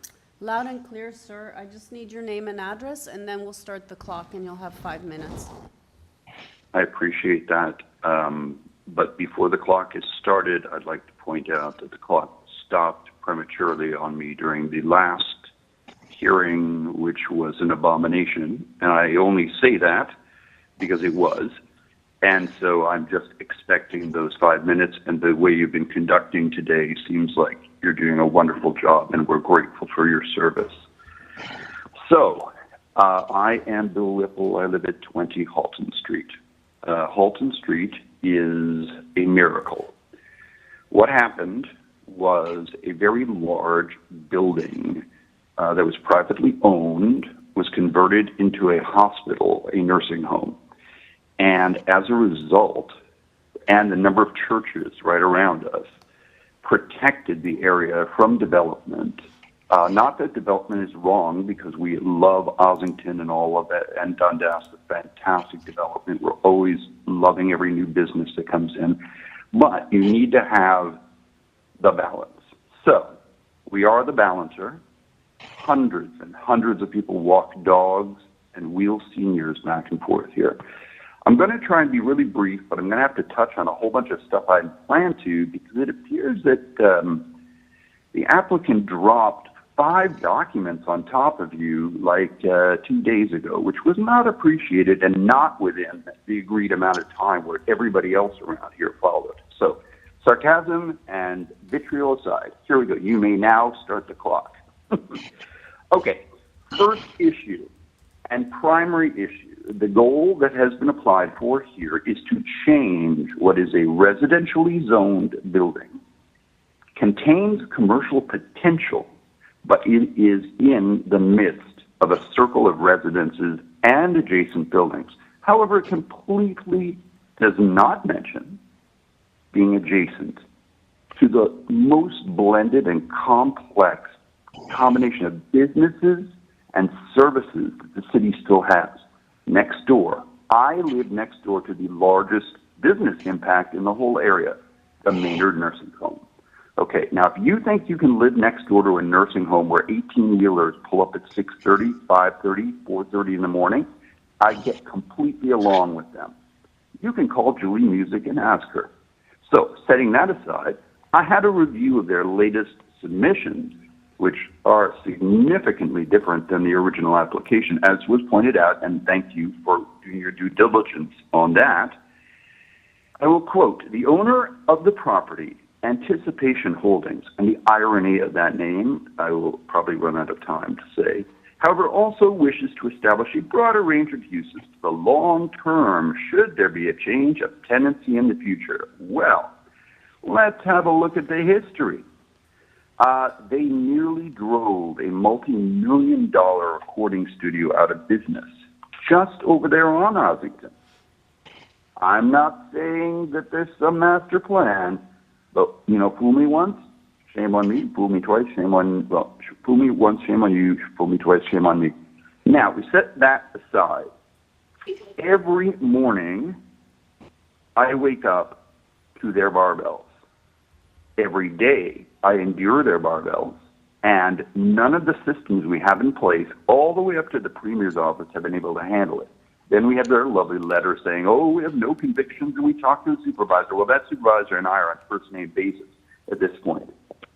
So, setting that aside, it is clear what they would like to do, and it has been clear from day one, because when they arrived, I'm probably 2 minutes, when they arrived, they took over the place and turned it into a retail and restaurant with no permission to do so. We were promised, we spent 4.5 years as a community working with them to find the right business. Every business around here, we have the last sawmill in Ontario. We have community living directly across the street from them. Now, people say this is irrelevant. It's not. We have the city's second largest park here, which was nearly destroyed. We've all been locked in our homes with COVID, and they are denying that every morning they shake the homes in the neighborhood. Only because of a technical failure. It's a technical failure on the part of the tools that are provided to the people who do this hard work. And I am a pro-city guy. So, the answer is no. You can't suddenly make it into what you wanted. Originally, they wanted a brew pub there. A brew pub. Are they convinced that their customers are not going to go out the back door? Until they seal, as it was supposed to, with cement, that back door, it is flimsy plastic. It doesn't work. They have an emergency exit. Fix that. It mostly really is a landlord problem, but the tenants have behaved abominably towards the community. Abominably. And I don't use those terms normally because I get along with everyone. You can go door to door and ask about me, and people will say, yeah, he's a pain in the ass sometimes. So, the answer is no. And what we really want is to have them taken back to your committee again. Mr. Whipple. And then a final... I know my time is up. Right, so if you can wrap up, please. I'm going to wrap up. Ultimately, we know this is not the function of this committee, is that they're not a suitable business as they marketed us. And they claim to be pinnacles of the community, but if they have now done this type of behavior in 2 locations in the community, there's something more ugly going on here that I can even understand. So me and my neighbors are just doing our best to protect the neighborhood. And it's not just for us. We only live here. All right, It's Mr. for Whipple, I'm sorry, I have to cut you off here. No, no. You're not, I am yes, you're done. not wrapping up, so thank you. No, I am wrapping up, and I'm done, and I just want to thank the committee. And I also... No, I really There's a need to lot- cut, in fairness to everybody else, I need to stop you here. Let me see if the members have any questions for you. Okay, thank you very much for your input, sir.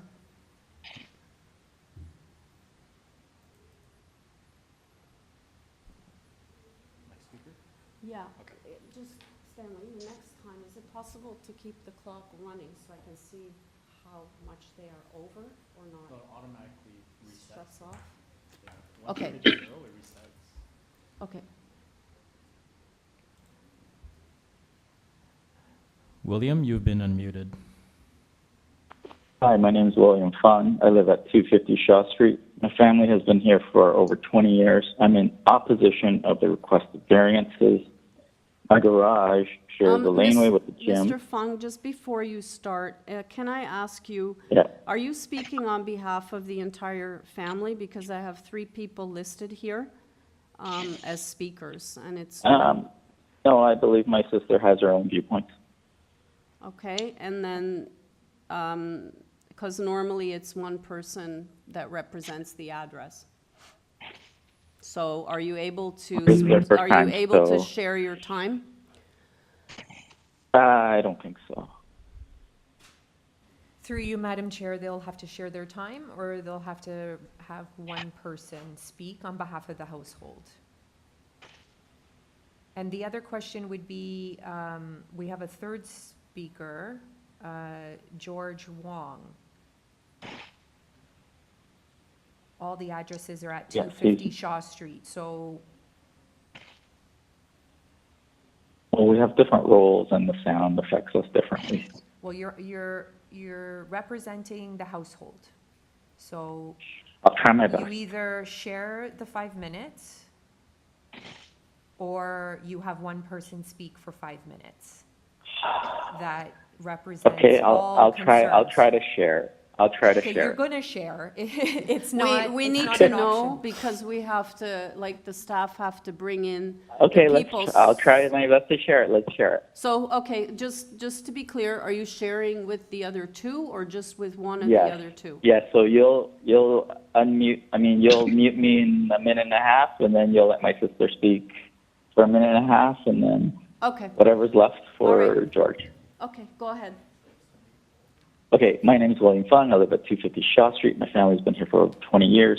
I'm in opposition of the requested variances. My garage shares a laneway with the gym at 1083 Dundas Street. First off, let's remember this is a residential zone. I've been to gyms before, like Good Life, Heart House at U of T, Ryerson Athletic Center, multiple YMCAs. They do not allow dropping of weights as they do in the gym exercises they perform. Even though it is padded, it's not padded sufficiently or adequately because we still feel vibrations through my entire house. It sounds like a dinosaur in Jurassic Park is running around the neighborhood. So I know there's no bylaw enforcing any bylaws, but I'm not sure why they're not doing it because even under the rules stated on Toronto.ca, like noise not capturing the above categories cannot be unreasonable and persistent, and it should not disturb the peace and rest, enjoyment, and comfort and convenience of a reasonable person. It's just me. There's a whole block of people complaining about it. And persistent noise is any noise that's continuously heard for 10 minutes or more, intermittently over a period of 1 hour or more. This gym is already operating outside the zoning bylaw and should not be awarded any variances requested. They had a pop-up shop selling clothes. They had a BBQ on Sunday, June 25th. Okay, you're at a minute and a half, so we'll stop the clock. Okay, thank you. And I just want to remind everybody, this committee only deals with the variances before it. I understand there's, emotional issues involved with neighbors with respect to bylaw issues, but we do not issue, we only deal with the variances that are before us, so.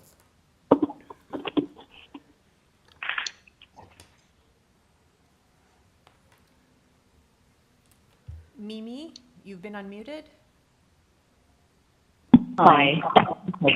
Hi, My name Mimi. is So Mimi I'll, Thomas. Mimi, I'll let you know when you're at 1.5 minutes also, and then George will have 2 minutes left, okay? Okay, thank you. Okay, go Thank ahead. you, Madam Chair. My name is Mimi Fong. At 250 CLAIR, speaking in opposition to this application as these variances are not minor. We believe that the current business was approved based on false assurances that this gym would be quiet, self-contained fitness club that would be soundproof. None of that has happened. And I know I am speaking to the current variances, but you have to show a history that the current business is not working, so we cannot possibly build on top of a current business that's already in violation. It's not a regular fitness club like a YMCA or Good Life. It's a CrossFit gym where patrons participate in intense exercises, regularly dropping heavy barbell weights, playing loud music to create a motivating environment, and they have group training sessions that further exacerbate the intensity of the exercises, simultaneously dropping weights. And with them not having the proper insulation and flooring, which they promised to do when they were converting the garage to a gym, the impact and resulting noise is equal to having heavy pounding construction done in the back of our homes. You're at 2 minutes, I'm sorry. Okay. Did you want to go another 30 seconds and then give George 1.5 minutes? Up to you. Sure. Okay. I'd say, aside from the unreasonable noise complaints, the other issues are traffic concerns, safety concerns, congestion, and this area is zoned residentially, and we should have regulations to protect the interests of residents. Okay, thank you. Thank you. All right, if we can go to the final speaker then, that'd be great. George, you've been unmuted. Hi, good morning. My name is George Wong. I'm at 250 Shaw. Good morning, Madam Chair and committee. Just to build on the previous things that were spoken about, the other issue would be also when you bring in the restaurant, you're going to have organics and garbage collection at the rear area where we all share, and it will definitely bring in rodents and vermin into the area. It's just how it is. So definitely anyone who would share a space with a restaurant in the back like that would definitely not be happy with this, because you wouldn't be. So in closing, I think all those various points that they brought up with congestion, safety for the kids in the area, the seniors that live in the area come to the church, and also the community homes for the seniors, and the long-term care facility across the street on Dundas would also be impacted by more traffic generated by this restaurant/retail space. All right, so thank you very much for your time, and thank you. Okay, thank you. Panel members, do you have any questions for any of the three speakers we just had? Okay. Can I have, do you have the second speaker there also? Yeah, I'm assuming they want to support. Maybe. Soha and Jed, you've been unmuted. Hi, my name is Soha Bastani. I live at 8 York Street. I am one of 3 owners of 1083 Dundas Street, the current tenants. And I am Jed Cavaletti, one of the other owners. I currently reside in 20 St. Patrick Street. Okay, and I'm assuming you're in support of the application? Yes. Okay, is there anything in brief you want to say? Yes, I would just like to say thank you for allowing us to speak. We just wanted to, I would like to just make a note that clarify that the inclusion of the cafe retail space would not increase the vibration or noise in the back area or alleyway in any way. The location of our entrance and the direction of the business is on the north side of the building on a busy section of Dundas Street. That would not affect the residential areas in the back of the building or increase any foot traffic, as we currently cater to our current clients initially, and basically to our members. With respects to the request of change and eating establishment, we're looking to include a cafe, a small cafe, not a restaurant, in our space at the front that caters again to our members. This is something that we have had in our old location, which was at 64 Ossington, and we've had this model for 12 plus years without any issues. We've basically added and provided to our community a healthier and locally sourced menu and products. With respects to the complaints that stem from the gym side, the introduction of the cafe or retail had no effect on the noise, which were brought up, which were initially, sorry, one second.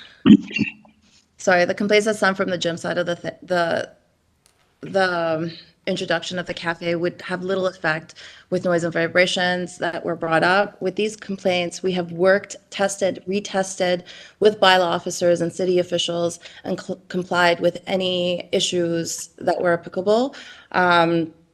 We have also ensured and put in protocols for our space to ensure that the music would not disturb our neighbors, ensuring that we keep the doors, the garage doors in the back closed. Only times they are allowed to be open is during 1 to 4, which is our downtime, which we don't operate classes. If the garage door is open, music has been brought down. We have a cap of where the music goes just to ensure. We have bought many devices and equipment ensuring to measure the sound. We've worked with the bylaw officers to ensure we have the right equipment so we can stay respectful and peaceful to our neighbors. So to reiterate in the last minute here, with the requested variance change, the area that we're looking to essentially already include into our buildings on the north side within the Dundas Street, not anywhere near the south side where the majority of the residential is going to be. In regards to the variance name of a restaurant, is actually more of a cafe, again, serving our community as well as the general foot traffic of Dundas. Retail space would just be including of our areas, our items within that area, again, all on the north side. Now, this should increase the any particular noise or vibration complaints, nor should it increase any particular traffic or congestion in addition to what's already coming through Dundas. The parking or end usage of the alleyway wouldn't be increased with the cafe, given that we have now sorted out the parking to only be employees only. And we're not directing any traffic towards the south side at all. And we're actually putting even more signs up to ensure that the traffic flow is maintaining within the north side as much as possible with any public traffic that we have through. Any particular complaints in regards to the gym side or any of that jazz, if you have any questions, we'll be happy to facilitate, but we want to focus the attention on the variance and the effects of the north side application for this venture, and that'll be it. Thank you. Thank you. Okay, any questions for the speaker? Mr. Nipfel, then Mr. Bayat. I got it. Carl, you're muted. Sorry, I do want to ask you a couple of questions about the existing condition. And I appreciate that it's not, in my view, it's not going to be exacerbated by the cafe. The floor plan that we have presented, the latest one, doesn't have a garage door. It has a little entrance vestibule with man doors on either side. Where is the garage door that you're referring to and the residents are referring to? And that's one question. Secondly, the residents have stated quite clearly that the garage door is open when loud music is playing. I don't believe you're making that up. It sounds as though it's something that needs to be taken up with your staff, that somebody needs to be responsible for keeping that door closed if in fact it's left open. So my question is, where's the garage door? If we could bring up the floor plan. And is there some kind of a process that you can put in place that keeps the garage door closed when there's loud music? The second point is the one that was made by the first speaker, and I agree with him. I also go to a lot of gyms. The vast majority of them do not allow you to drop weights. For one thing, it damages the structure and it creates an awful lot of noise. As I was listening to the objections and as I was reading them in my preparation, it seems that the dropping of weights is the largest single issue here in terms of disruption of the community. Do you currently have a protocol in place that prevents your members from dropping weights? And if not, would you be prepared to put such a protocol in place? Thank you for the question. So I'll put it in. So first question about the garage doors, if you see the floor plan here, on the left and right of the diagram, right in the middle of those walls is actually where those garage doors are. So the south side is actually on the left side here. Yeah, where the cursor is. So that would be where that first garage door is. North side on the right is pretty much the exact same location. Yeah. So those would be so that, just to clarify, so that drawing isn't correct then. It doesn't show a garage door. Oh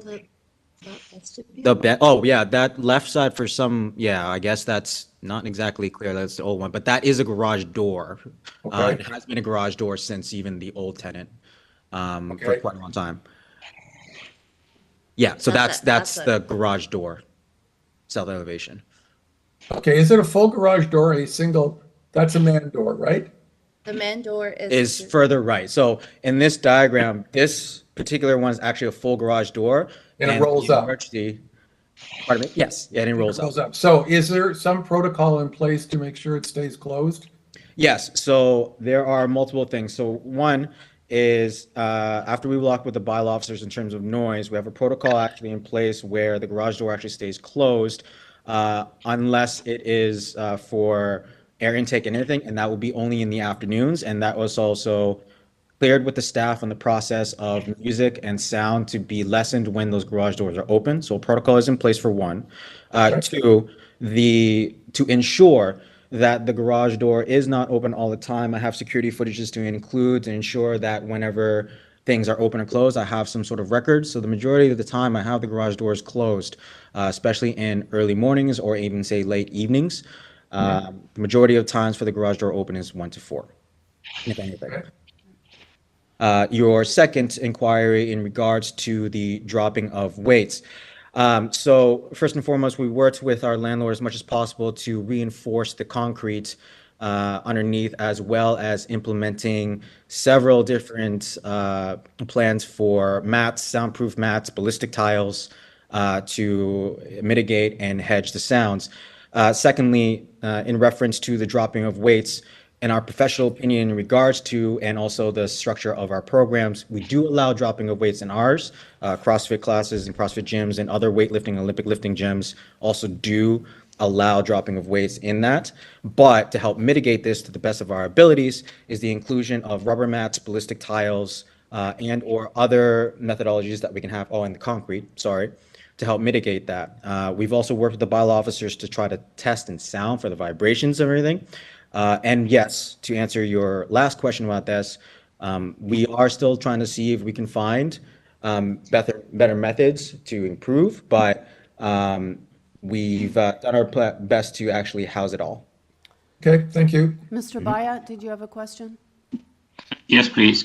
Just a quick question. I think one of my questions may have been answered, but you are the current operators and owners of this business, both the gym and intended cafe. Just the other piece, I missed your residential address. Do you reside in the neighborhood? No, not directly in the neighborhood. Jed Cabaletti resides in 20 St. Patrick Street, so close to OCAD. And Soha Bastani, 8 York Street. Okay, so neither of you are close to this this location. Thank you. Yep. Okay, Mr. Milchin.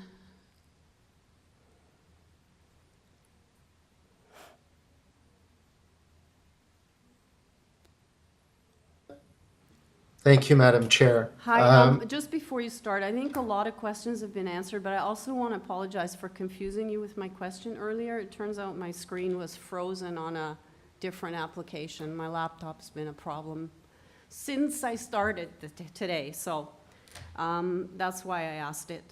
But yeah, if you can kind of extract and comment on things that the tenants haven't commented on, that would be appreciated. Okay, thank you very much.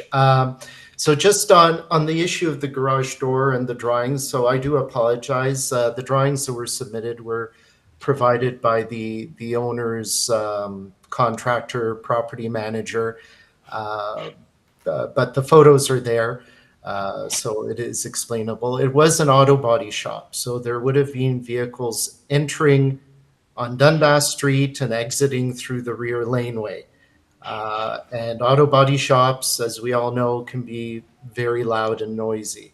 So certainly, not having an auto body shop here anymore is a good benefit, I think, to the community. The tenants have explained their operation, what they're doing to try to limit and mitigate noise and vibration. I also just want to explain a little bit here. The tenants are proposing a relatively small juice bar, which from a zoning perspective must be called an eating establishment. And it is at the front of the building near Dundas. Their retail space would also be closer to the front of the building at Dundas.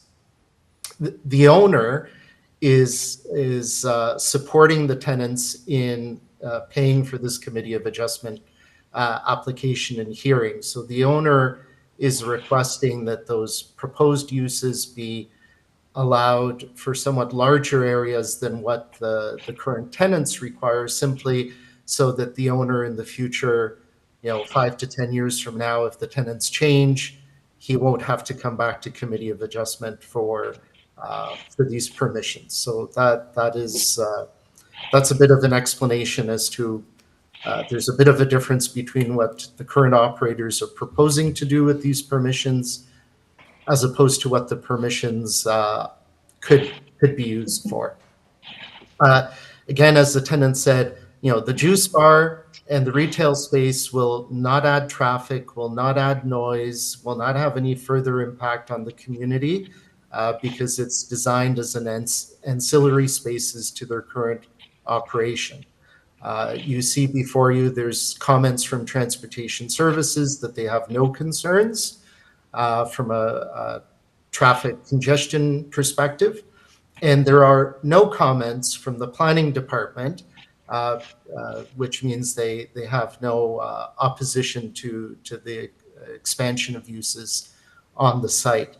As I mentioned earlier, the residentially zoned section of Dundas from Roxton Road to the west, which is west of the site, to Gray Street east, already accommodates 11 various types of businesses: retail, service shops, a cannabis store, and until late last year, there was a popular coffee shop which operated for many years. As far as I know, none of those businesses are negatively impacting the community. Quite the opposite. They're actually providing local amenities for local residents to access shops as they go for walks, bike rides, wait for public transit, whatever the case might be. So the tenants are committed to trying to mitigate any impacts on the community, and these proposed expanded uses will have no additional impacts on the community. Okay, thank you. Mr. Nipfel, you have a question? Thank you, Madam Chairman. Mr. Milchin, you do have a square footage or square meter limitation for variance number 1 for the cafe, and there is no limitation for the retail use. So your proposal is that the entire building could be retail use. Is that what you wanted to do, or are you proposing a limitation on the amount of retail? The tenants, I believe, would only use 500, 600 square feet for retail. The owner, however, as he's supporting this application, wanted a broader permission if the tenancy were to change at some point in the future. There is a long-term lease in place with the gym, so there is no expectation of any change. But the owner wanted that permission to extend for the entire building if there was a need to do that in the distant future. Would you have a difficulty if it was limited to 600 square meters? It is somewhat over 600 square meters now. Are you suggesting something? Well, it seems to me that trying to predict what might happen in the future is sort of a difficult thing. There is a concern on the part of the community that they don't know what they're getting. I would be inclined to think that a retail store with a limit on it might be more acceptable than an open-ended retail use, which is what we've got here. I have no magic number. I'm just suggesting that I heard concerns about that variance from the residents. Understood, sir. Certainly, if the eating establishment is limited to 171 square meters, the retail could also be limited to 171 square meters. Again, that is far more for each of the uses than what the current tenants are proposing to do. So we have no issue with that kind of a limitation. So are you prepared to change variance 1 and 2 to 171? So variance number 1, we are requesting up to 171 for an eating establishment. Yeah.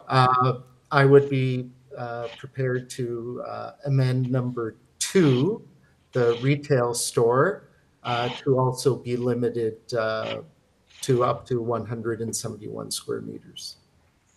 Thank you. And would you have any difficulty if the minutes showed, because the operators clearly indicated that it's an ongoing challenge to deal with the noise and vibration, but that they're investigating technical methods for improving that situation. And I thought it might be useful to place in the minutes that they've agreed to continue to investigate methods for reducing vibration and noise, because it sounds as though it's an ongoing thing and they sound well-intentioned. They are working on that continually. They are in close contact with city officials, and certainly whenever there is a complaint, they cooperate fully with city staff investigating it, and will comply with anything that is required of them. Thank you. Mr. Bayat? Thank you, Madam Chair. I just want to preface my question by noting that just at the other end of the block, I think it's Ossington and Dundas, at that intersection, there certainly are a number of retail establishments, especially food related. At the end of the block, there's also a Green Pea parking area. So traffic in that particular neck of the woods, I suspect there's a fair bit of traffic that moves around the space. My question to the agent is essentially the previous decision, your previous application was refused. I don't see a reason. I don't know if there was a reason indicated or any indication of why it was refused. If you could perhaps indicate what you know about the previous decision and what's changed. I was not involved in that application. What I do know is that there was a proposal to have a local craft brewery with a brew pub, which would occupy the entirety of the building. And that application was refused. To the best of my knowledge, that's what happened. Yeah, thank you. And just another point I suppose I'd like to make is that do you know how long ago this particular facility or building was used as an auto shop? I believe the building is approximately 70 years old, and it appears to have been purpose-built as an auto body shop.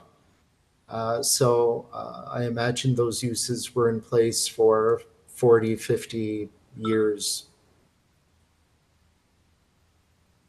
So do you know if prior to your current, the current occupants, how long, I'm trying to get a sense of when did the auto body shop actually stop being an auto body shop?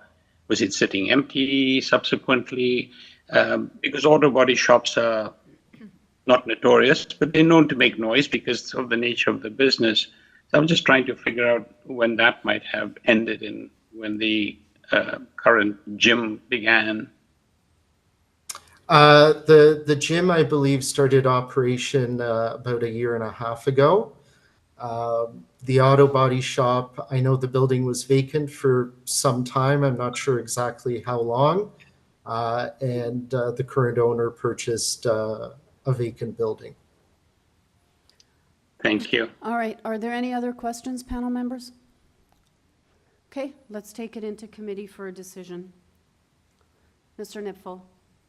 Thank you, Madam Chairman. I think that was a good discussion. I think I welcome the comments of the community and the clarification that was given by the operators of the facility. I don't think that there are, or I don't believe that there are negative implications to the variances. And important to note, I don't mean that there aren't problems with the current operation, but the addition of a cafe and a small retail space and the using of the additional piece of property for parking, I don't think are going to add any negative implications to the community. The problems the community is reporting appear to be with the actual fitness facility itself. I think that the revised proposal, which limits the floor area of the cafe and the retail establishment, are positive steps, and the owner operators agreement to continue to investigate mitigation measures for noise and sound vibration. I think with those changes, this is a reasonable application. I'd like to move approval of the revised application with a note in the minutes that the operators are continuing to work on mitigating any noise or vibration concerns related to the gymnasium. Okay, so are you seconding, Mr. Bayat? I'd like to second, but if I may just add a comment before I do that, Madam Chair, if that's okay. I agree with Mr. Nipfel. You know, the concerns that the neighbors have are not within the scope of this particular application.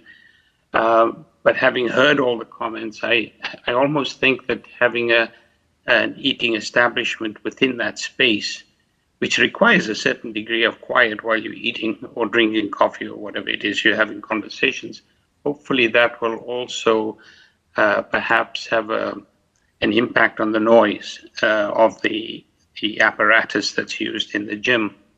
So I don't have an issue, I think, with the principle that's being presented to us. And with, I think, the amendments, I think this is a supportable application. So with that, I'd like to second the motion. Okay, so the motion moved by Mr. Nipfel, seconded by Mr. Bayat, is to approve the application as amended with the note in the minutes as outlined by Mr. Nipfel. So variance number 1 has been changed to 171.0 meters square And then we're adding to variance number 2 that it be limited to 171.0 meters square. All in favor? That motion carries unanimously. Okay, thank you. Item number 12, 490 Quebec Avenue. We have before us a copy of the plan of survey, site plan, floor plans, and elevations, covering letter from the agent, a copy of the letter that was sent out to neighbors by the agent. We have email correspondence from transportation, and they don't have any concerns. We have concern expressed by 520 Quebec Avenue, opposition from 496, 494, 491, and 507 Quebec Avenue, as well as 533, 537, and a second letter from a different person at 533, and then also from 531 Clendenin Avenue. And I have 5 speakers. Do I have the agent on the line?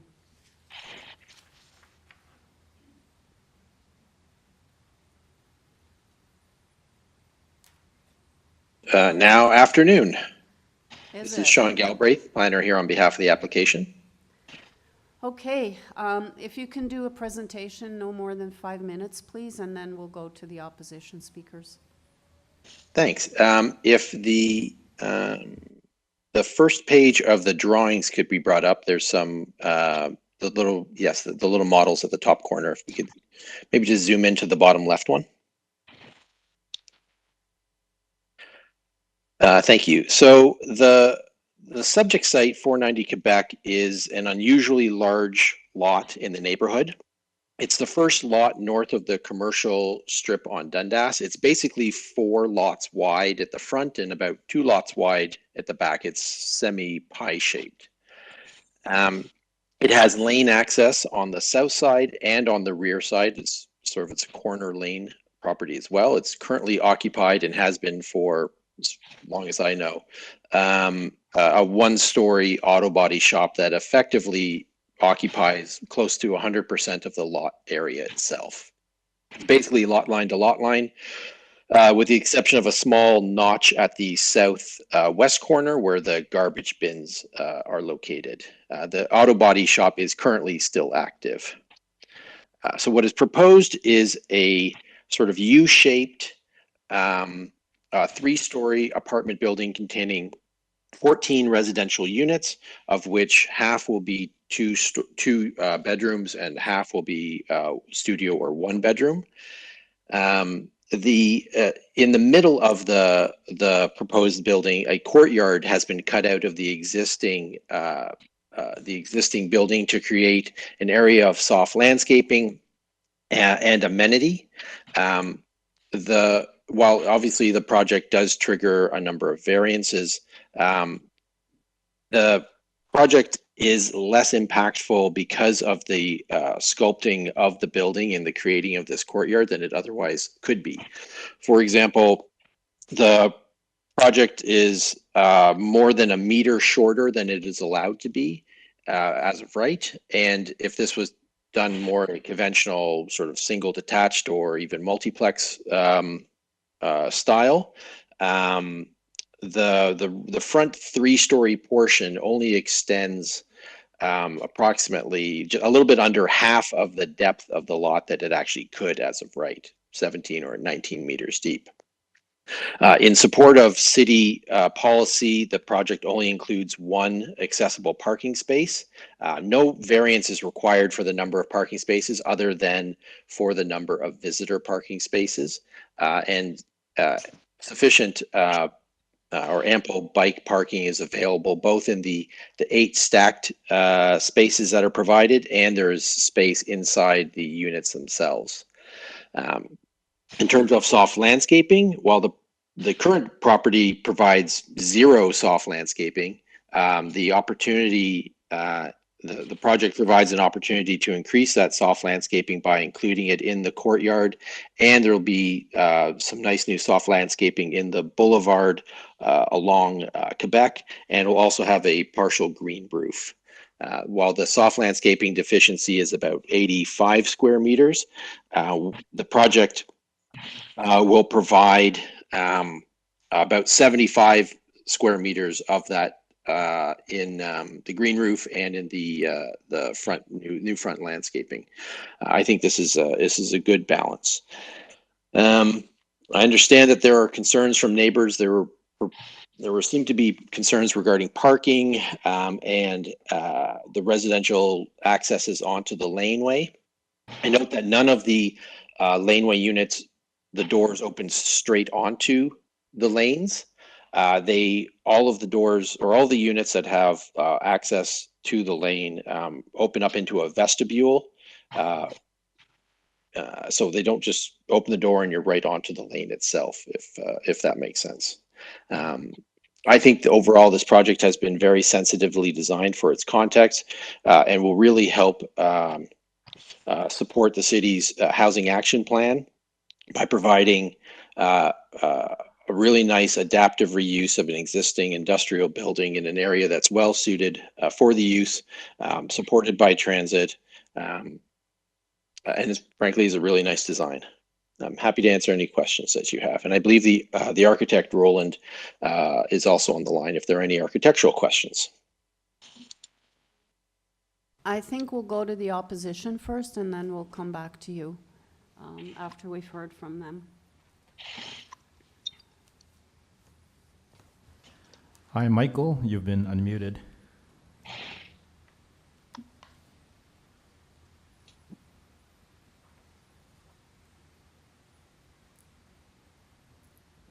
Michael, you've been unmuted.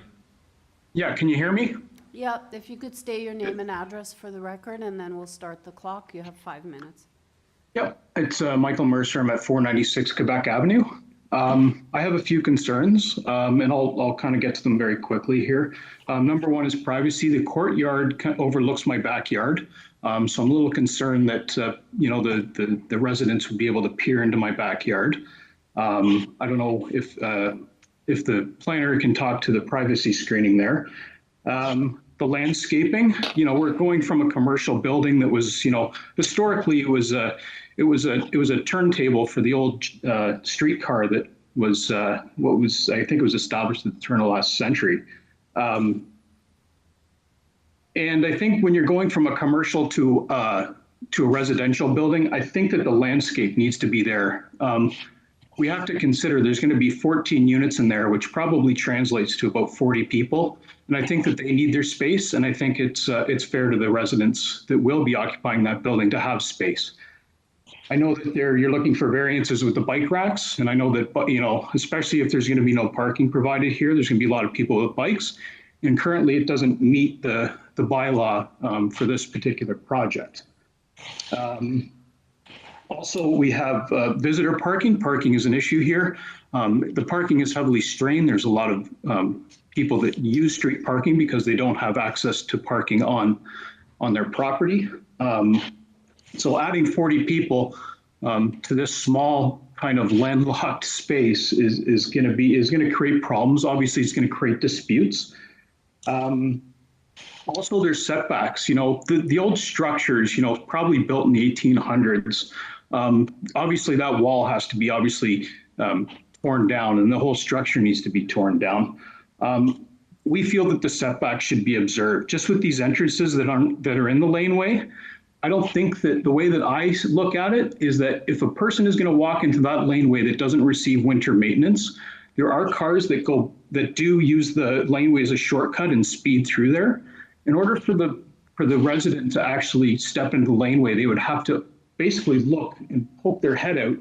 And I don't think they wouldn't have any area to kind of stand and safely look to make sure that there is no car there.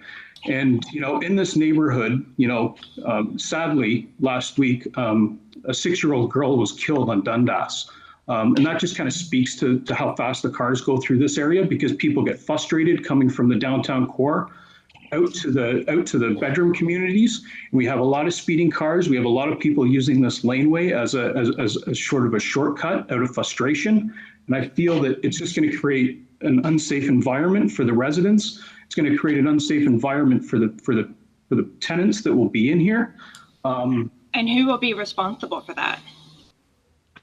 Yeah, and I think that the committee can speak to that. So, you know, I think there is some issues, and I think that the setbacks have to be observed from a safety perspective. Also, maintenance. The current building right now, because it's old and it's currently crumbling. There's bricks falling into the laneway, and the current landlord obviously hasn't done anything to correct that, and it's very dangerous. So moving forward, and I know that it's going to be a new structure, but at the end of the day, maintenance is going to have to be done on these structures. And you know, I think that there's a duty of care for these new owners to have that setback so that they can, you know, obviously provide a little bit more space for the residents and for maintenance. So the way, you know, most of us have cars here, and for us to get our cars in and out of that laneway, we have to come out of the dead end laneway here and then get onto this, you know, east-west laneway. So if there's any maintenance being done on that building, we can't get our cars out. If anything were to fall from that building, you know, it's going to fall right into the laneway. So I'm asking the committee today to take these into consideration, and I think that there is some safety concerns here. And you know, going from a commercial to a residential sort of building is something that needs to be looked at very, very carefully, and the safety of the residents must be put first. And you know, these bylaws are established, you know, to keep people safe, right? And that's how they evolve over time. And I don't see that in this situation why we should be making exceptions to those bylaws. And thank you very much. I appreciate the time and everyone giving me the floor here. Sorry, I'm Melissa Mercer. I also live at 496. Do I have a chance to speak or not? I'm sorry if you're not Thank you. registered, and the 5 minutes are up also. Panel members, do you have any questions for the speaker? Okay, seeing none, if I could have the next speaker, please. Ashley, you've been unmuted. Hi, can you hear me? I can. If you could identify yourself, please, name and address for the record, and then you have 5 minutes. Absolutely.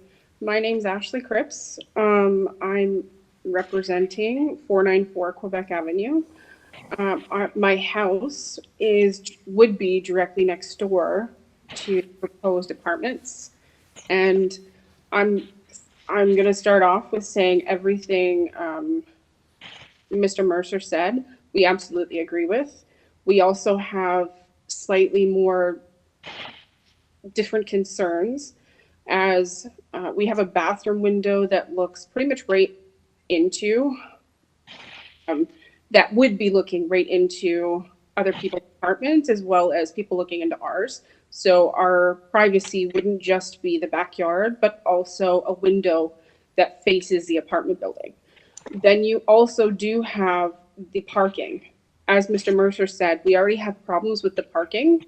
It would put a further strain on issues that are already existing. And as he did mention, we've already had an accident not too far from here because of the issues that we're having with the parking, with the lights. We have a lot of businesses in the area, which attracts a lot of people, a lot of foot traffic, a lot of cars. And when you take away the bicycle parking and visitors parking and change ordinances that are important for a reason, you do put people's safety at risk. And I know that the speaker originally said that there's nothing that you don't open doors into the lane, but a lot of people do use it because there are a lot of so there's a lot of traffic in the lane to start with.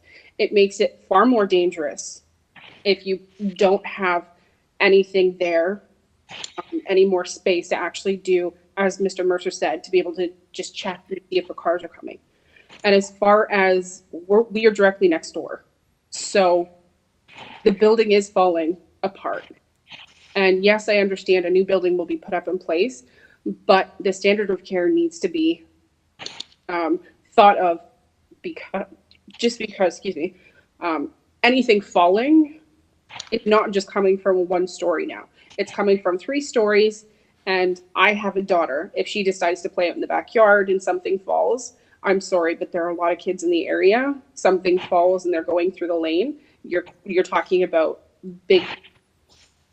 So the issues, I completely agree with Mr. Mercer, are all of the things that they're asking to change are things that shouldn't be changed. And it should be thought of as safety concerns and putting issues on an already strained area.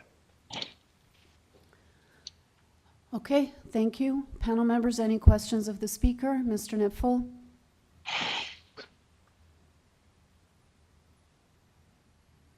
Can't hear you. Sorry. Could you look at the drawing that's on the screen right now, and could you explain to me, because you're the house that's the shaded house just at the top of the drawing, what actually exists in your rear yard between the house and the garage, and what exists between the garage and this property?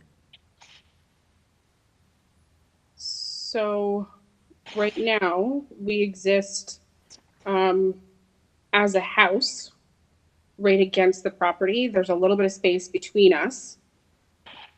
And yeah, there's about 2.5 feet between us and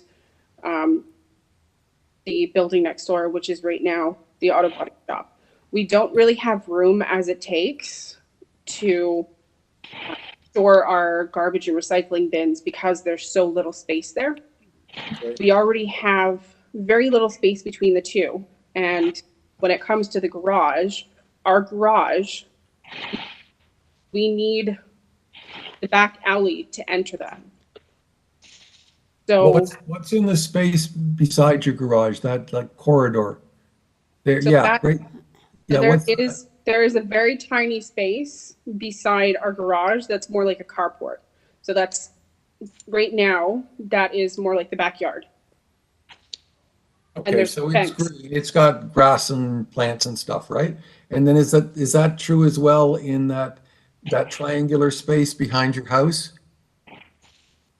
The entire white area, if you can see the map that's on the screen, that's what Mr. Nipfel's referring to. That white between your garage and the house. What is Yes, that? I can see that.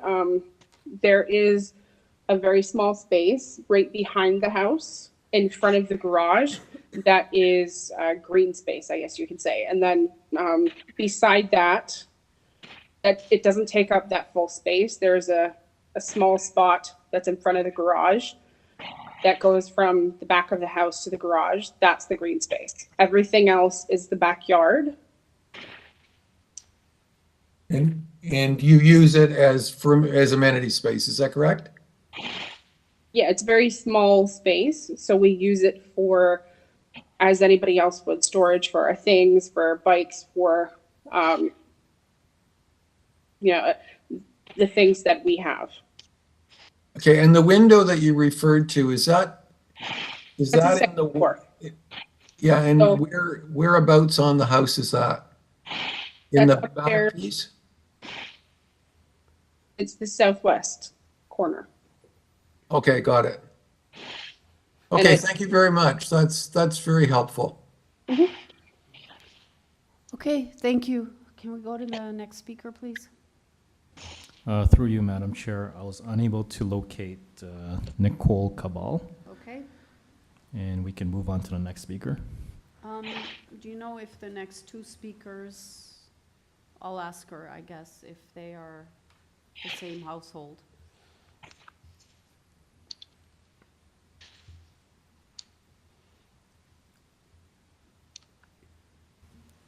Caprice, you've been Hello. unmuted. Yeah, I'm right here. Hi, Caprice, are you and Pim the same household? Yes, we are. Okay, if you were listening previously, it's 1 person per household. Do you want to share the time, or are you speaking on behalf of both of you? I know, we'll share the time. Okay, so I'll let you know when you're at 2.5 minutes, and if you can just confirm you're at 533 Glendennin. Sure. My name is Caprice Boisvert. I live at 533 Clendenin. I'm concerned about the variances with respect to residential density, safety, and parking. With 14 proposed units and up to 40 residents, there will be parking issues. Plans indicate 8 bicycle parking spots for residents and an additional 4 spots for visitors. This sounds insufficient. Only 1 accessible parking spot is available for the entire complex, which makes me wonder if it will only be used by 1 owner who is lucky enough to purchase it. Where will the other residents park? Because currently, street parking for residents of Quebec and Clendenin is already at a premium. 14 residential units could mean anywhere from 14 to 40 adults who may own cars. Based on the current proposal, the residents of 4 units, potentially up to 12 people, will be primarily accessing their units via the north-south laneway at the rear of the building. An additional 2 units, potentially up to 6 people, will access their units via the east-west laneway from the south. The proposal allows a rear setback of 0.67 meters. The proposed side setback is only 0.26 meters. This doesn't sound sufficient from a safety perspective. It certainly doesn't take into account the unpredictable movements of children who may dart out into the laneways. The laneway that runs north-south between Clendenin and Quebec sees a lot of vehicular traffic, since many of us residents park our cars behind our houses. Obviously, pedestrians and cyclists also use the laneway, so we are always concerned about safety. The east-west laneway is frequently used as a bypass for Dundas West, as there are no speed reduction elements in place. That's all for me. I'm going to pass the hat to Pim van der Toorn. Okay, thank you. Good afternoon, Madam Chair, committee members. My name is Pim van der Toorn. I live at 533 Clendenin. So I understand the need for housing, and I'm not against redevelopment of 490 Quebec. But the current proposal asks too much, in my opinion, of a unique community without giving really anything back. It compromises the safety of current and intended future residents, and everyone's touched upon that. The exit of residents onto basically a live traffic lane feels absurd and dangerous. And it also, the current proposal wants to short circuit environmental protections that the rest of the neighborhood must adhere to for good reason. And it seems to be only for the reason of maximizing floor space and profit. I mean, it's a giant bland building. It's completely out of context with the quaint, vibrant, Victorian, basically, architecture that we have here. And it's going to dominate negatively the neighborhood if it's built as is. It feels like an unimaginative and kind of low-cost approach. There's no excavation or anything. They're building on the current slab, if I gather that correctly. I'm not sure how that weighs out in terms of building 3 stories on a current slab. And it could have been like, it could be such a wonderful addition to the neighborhood. So it can only proceed in its current proposed form if a series of sensible zoning bylaws and basic safety considerations are overridden or compromised or ignored. And I invite the committee to not let that happen. I mean, there's a point where 8 significant, but, you know, quote unquote, minor variances listed in the public hearing notice must be seen for what they are. It's a major and negative change for the subject property and the surrounding neighborhood. And just a couple of points that Sean brought up, who I've spoke to about other projects, and I like to think we get along, but beauty is in the eye of the beholder. I don't agree that this is wonderfully designed. And a phrase I heard this morning earlier, it does not feel like it's in the architectural landscape of the neighborhood. That's it for Pim van der Toorn. Thank you. Okay, thank you, sir. Any questions for the speaker? Okay, seeing none. Standing, the last person's just observing. Is that right? Maybe let's be sure.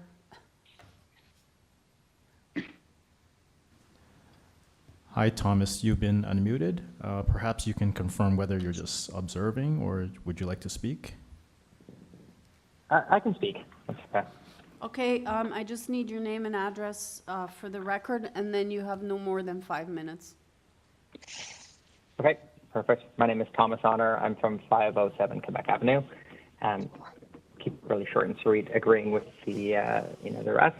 I think my largest concern has to do with parking, introducing kind of 14 incremental units to a street, and what was previously had none will significantly impact the availability of on-street parking. I think there's probably two issues here.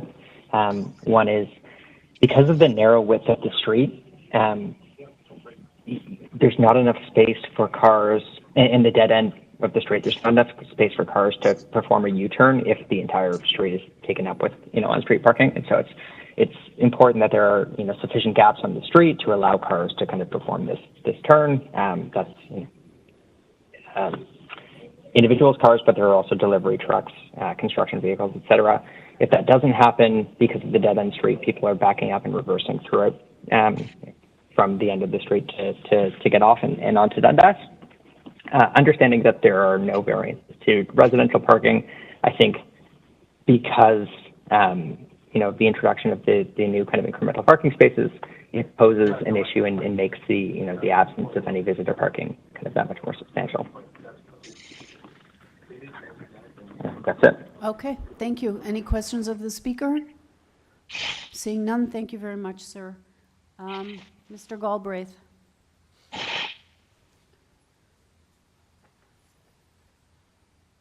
And I appreciate the comments from the neighbors. First, parking. As was noted, there's no parking requirement at all for this building for resident parking. The only variance is for visitor parking, and that can be accommodated in the area. We also called Transportation Services, and they confirmed that there are just shy of 500 on-street parking permit spaces available for this area. So if any of the residents, and this will be a rental building, so if any of the tenants have cars, they'll have to obtain a parking permit for the neighborhood and find on-street parking, or just not have a car, which frankly is the goal of the City of Toronto.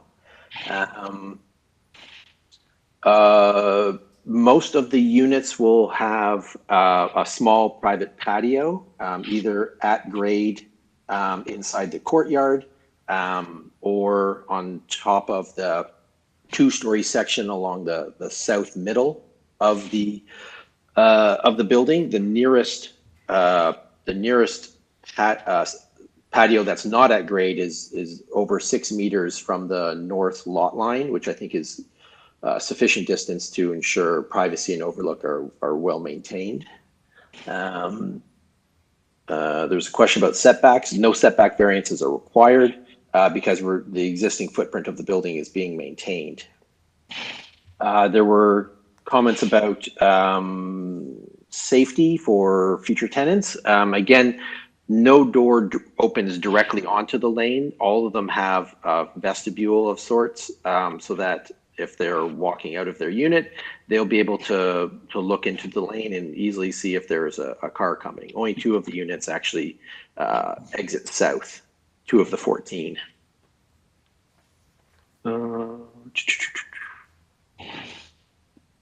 I think that was all of the comments, but if I've missed any, please let me know, and I'm happy to answer any of your questions. Okay.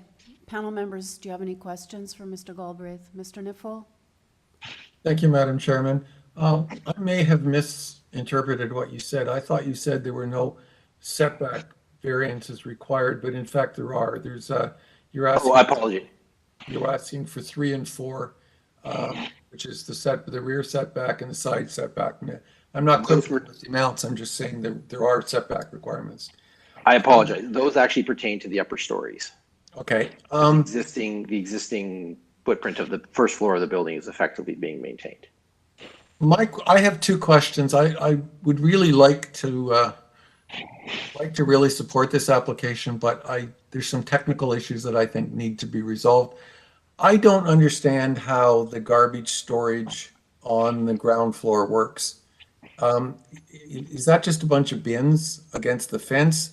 It talks about them being in an enclosure. What kind of an enclosure, and how do you get them to, I presume they're going to be picked up from the street. How do you get them to the street? That's my first question. And my second question, and it's a huge issue here, and that is and you touched on it in your opening comments. It's the deficit in soft landscaping.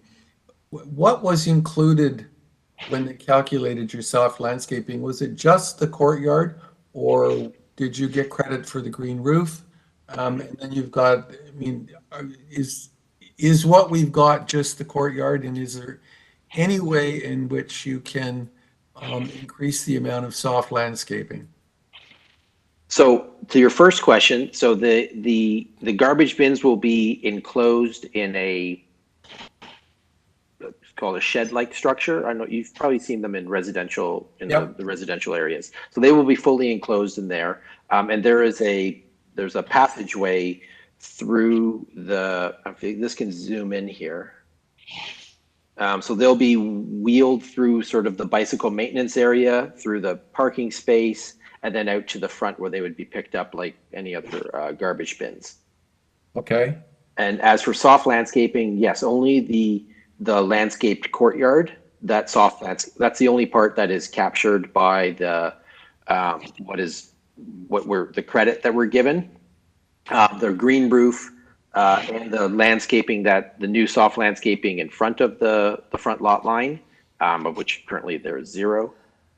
None of that is included in the calculation and would be in addition to the amount. If those two were included, we would be just a little bit shy of the required amount. And if this was to proceed as it is, would you have any difficulty with all of the paved patios being constructed with permeable pavers, which allows some level of percolation of water? We have no issue with that at all. Okay, thank you. I would imagine that would be done regardless, frankly. Mr. Bayat. Just a quick question. The neighbor just immediately to the north, I suppose that's where the greatest impact might be.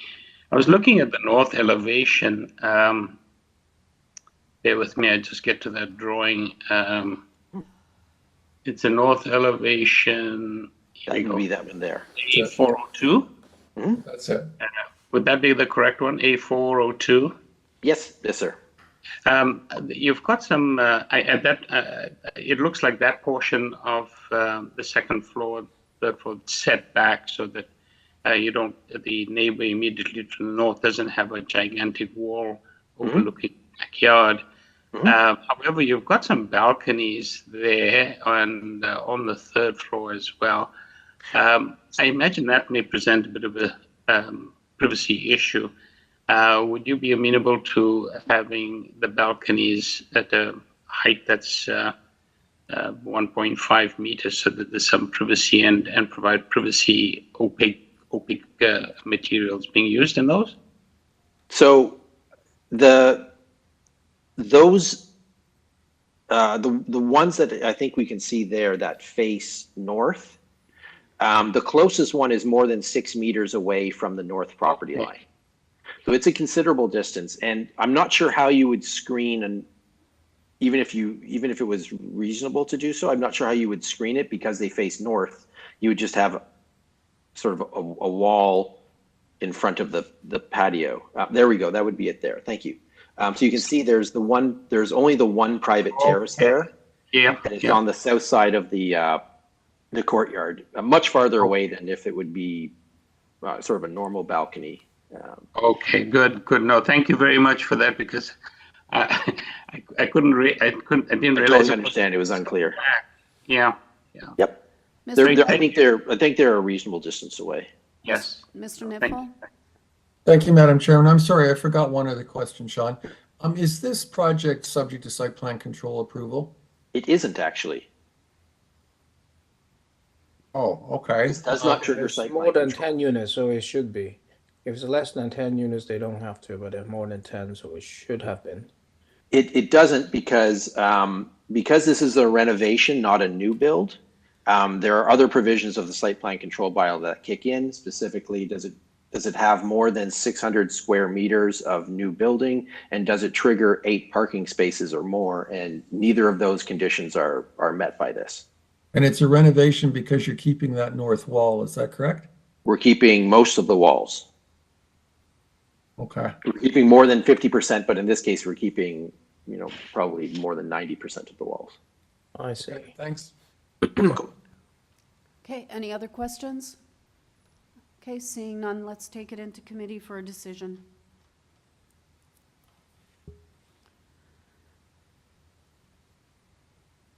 Carl.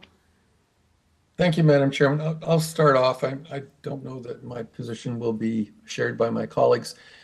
I really like the approach. I think the approach is where development is going. It's trying to increase additional housing, and it's trying to do it in a way that's sympathetic. But I have to say, after reading the very, very insightful comments of the community and reviewing the plans, I have 2 concerns, and they're both related to variances, so they present a problem for me. One is, I think the residents have raised really valid points against approving the 2 setbacks for safety reasons. And I'm persuaded by their comments. I think that the setbacks that are proposed are too minimal, and they would, in fact, result in safety issues. I also have problems with the deficient landscaping. I don't know that it's possible to solve those problems other than to reduce, as one of the residents or one of the objectors indicated, other than reduce some of the units. But I really think the percentage of soft landscaping is inconsistent with where the city is trying to go forward with development in the future. So although I have a lot of sympathy with the project, currently I'm unable to support it because of the setback and the landscape variations. And I would hope that there clearly is a project in here, but I would hope that there could be revisions made that could address those concerns.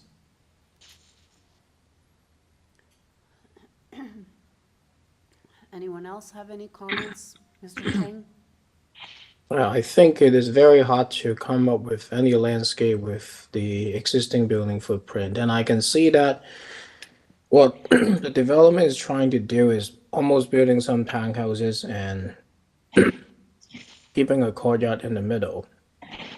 They're not really doing a full block apartment comparing to many other similar developments. So I think given the density and the shape of the lot, which is almost like a pie shape, it's really hard to achieve those landscape requirements.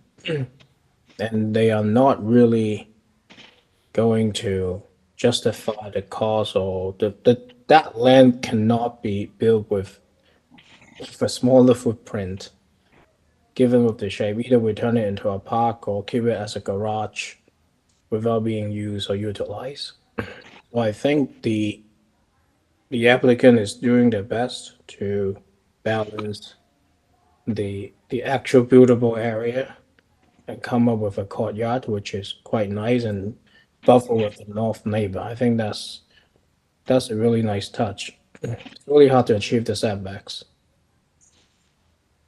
So I would in full support of the application.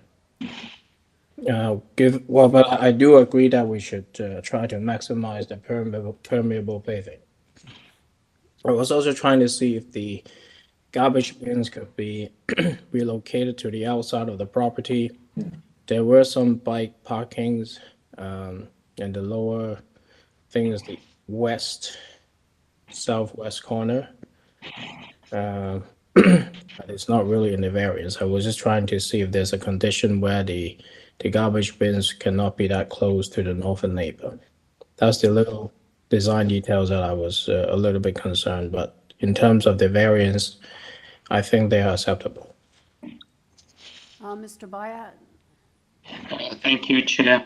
Like Mr. Chang, I think the first thing that struck me about this application was, of course, the soft landscaping variances, and having noted the existing structure, it's an existing condition where you've got zero landscaping. So much as I would love to see a lot more soft landscaping, I think this is about the best that can be done given the design and the intent of putting additional housing. I don't quite share Mr. Nipfel's concerns about the setbacks. Whenever we have projects that are pretty close to a laneway, we always have some concerns, and we hope that people will be much more circumspect about how they use their neighboring spaces. So I think all in all, I think it is a supportable application, and I'd be quite willing to support it. I don't believe there are any conditions attached to this either. I think we want to add the condition to have all the at-grade patios with permeable pavers? That's correct. Thank you, Aaron. Okay, so you're moving that motion then, Zahir? Certainly I would. Okay, and you're seconding, Mr. Chang? All in favor? Okay, that carries, and Mr. Nipfel dissents. Okay, the next item is item number 13, 88 Queen Street East. We have before us a copy of the plan of survey, site plan, floor plans, and elevations, revised site plan, floor plans, and elevations, revised zoning waiver, red line public notice, that's outlining changes to the notice that was sent out, covering letters from the agent, previous decision affecting the property, site-specific bylaw numbers affecting the property. We have staff reports from the TTC. They're asking for a condition, and planning had a report also. Okay, do I have the agent on the line? I don't believe there's any speakers other than the agent. Martin, you've been unmuted. Good afternoon, Madam Chair, members of the committee. It's Martin Rendell, agent for the owner. Okay, just looking at my notes here, if you can just confirm you're deleting variance number 3? Yes, okay. variances. Yeah, go ahead. Why don't you just outline the 4 changes? Sure. There's really 2 variances. They're the same for each of the site-specific bylaws, and it's basically originally we applied for 3 additional floors. That's been revised to requesting permission to add only 1 floor. So the revised public notice you have here shows the correct numbers and the reduction in total floor area and residential floor area, and a 4-meter increase in height to accommodate the additional floor that's being requested. I've seen the planning report. We're in full agreement, and we've worked closely with planning staff on this. We're in agreement with the conditions. I've also seen the TTC comments, and I can advise the committee that the warning clauses that the TTC person is requesting are already incorporated into the documents and the disclosures for the condo. So with respect, the requests of the TTC staff are not required here because the warning clauses about noise and the presence of transit on Queen Street are already provided for and have been provided for since day 1 when the TTC deferred its commenting on this application to Metrolinx. So, okay. All right, Sabrina, you've got all the changes then, or do you want me to go through them? Through you, Madam Chair, I'm going to ask the presenter to present the redlined version of the public hearing notice so that it's on record of the Okay. changes. Okay, so basically, based on my notes, variance number 3 is deleted. Variances 1 and 4 are changed to 97.732 meters square and 86.331 meters square. Variance 2 is 167.35 meters square. Okay, so panel members, we're looking at this as amended. Do you have any questions for the agent? No? Okay, Mr. Rendell, we don't have any questions. We're ready to take it into committee to make a decision on this application as amended. Anything you want to add that's not in the materials before us? No, I think it's clear what you have on the screen are the requested variances as Sabrina has indicated, and we're in agreement with the conditions that planning is asking for. Okay, we're in committee, panel members. Mr. Nipfel? Thank you, Madam Chairman. What is being proposed is a extremely minor change to a previously approved development project. There are no, in my view, no negative impacts. I'd like to move approval subject to the planning condition in our added agenda. Okay. As amended. And the TTC condition? I know they've sort Well, he said there was, I guess we could add them. He said they're already in their documents. Yeah, You can- I would just put it in just in case. Okay. Okay. And it's the amended application with the changes. Okay, that motion then moved by Mr. Nipfel. Are you seconding, Mr. Bayat? Yes, I am, ma'am. Okay, all in favor?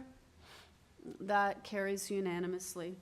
Okay, items 14 and 15 were dealt with. So we are now going to item number 16. 230 Kenilworth Avenue,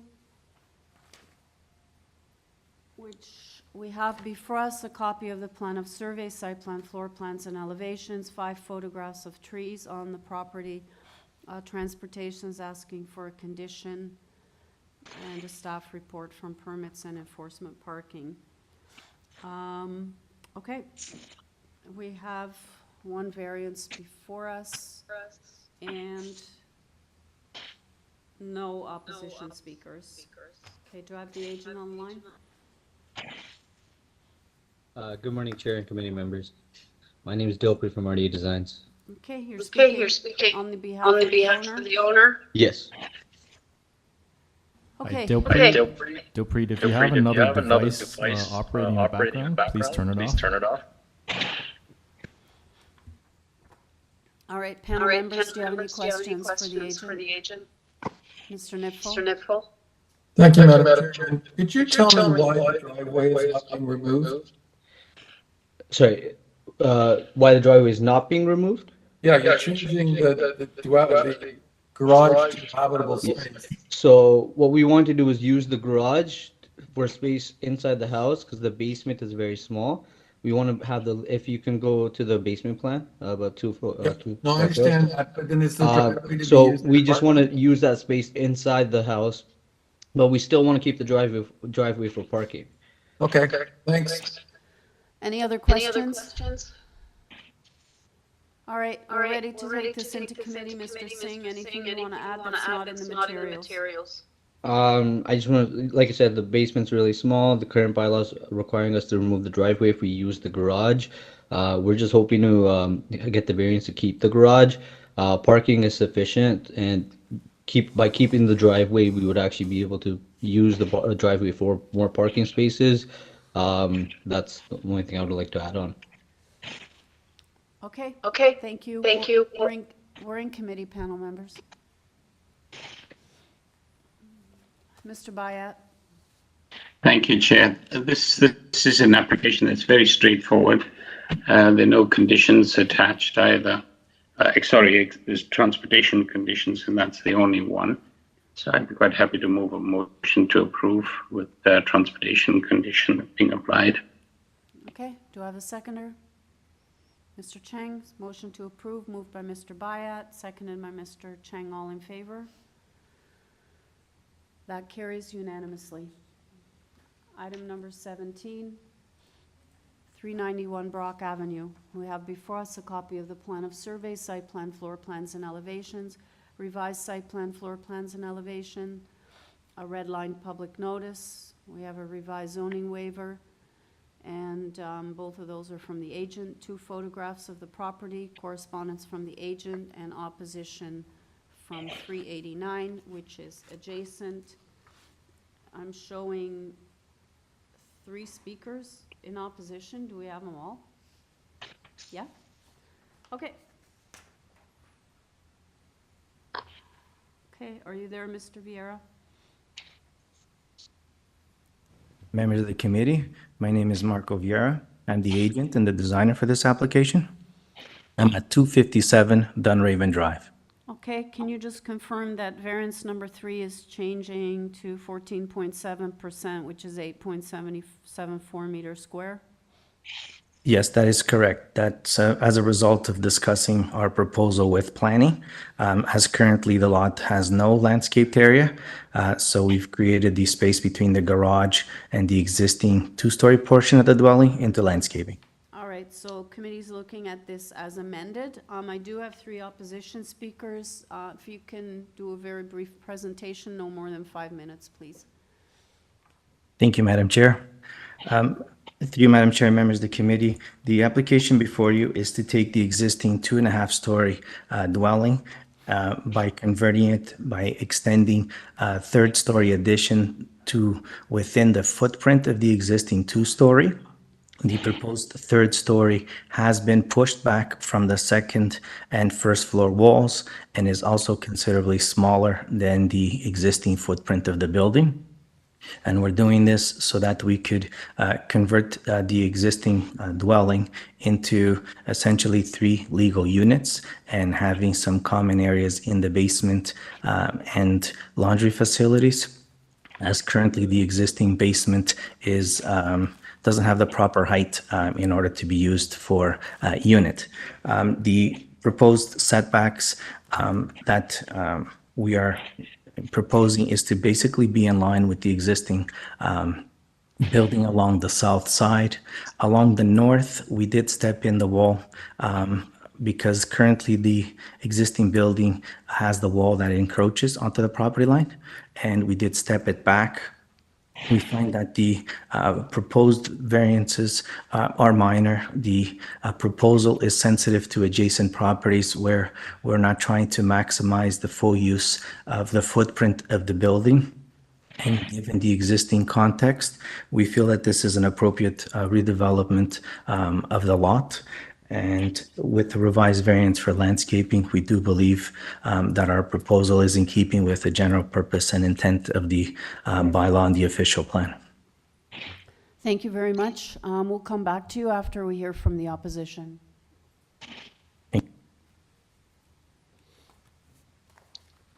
Rudy, you've been unmuted.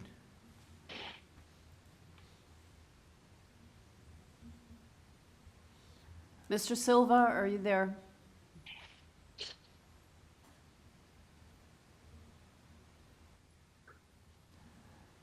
Rudy, are you there?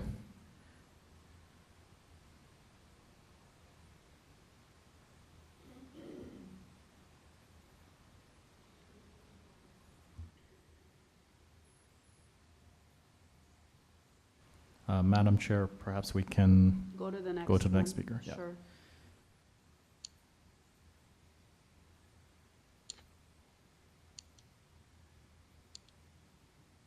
Hi, Megan. You've been unmuted.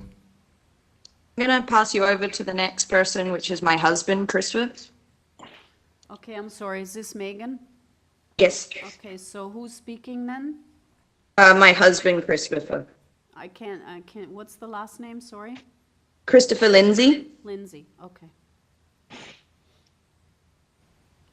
Sorry, Megan, just to confirm, are you sharing the minutes with Christopher Lindsay? He's going to take all the minutes. Okay, so he has 5 minutes starting now. Go ahead. Hello. Hi. My name is Christopher Lindsay, and though I am speaking as a representative of the tenants at 391 Unit 1 and 2, I have no permanent address, as you will find. Firstly, Our concerns begin with the fact that notification of this meeting was not presented to any tenant of the building. Neither Unit 1, Unit 2, or the basement unit was presented with a letter or email with respect to this town hall. In fact, the only reason we received notice of this event was through the kindness and altruism of our Brock Avenue neighbors, who went out of their way to share this news with us. This sort of deceptive act is deeply troubling.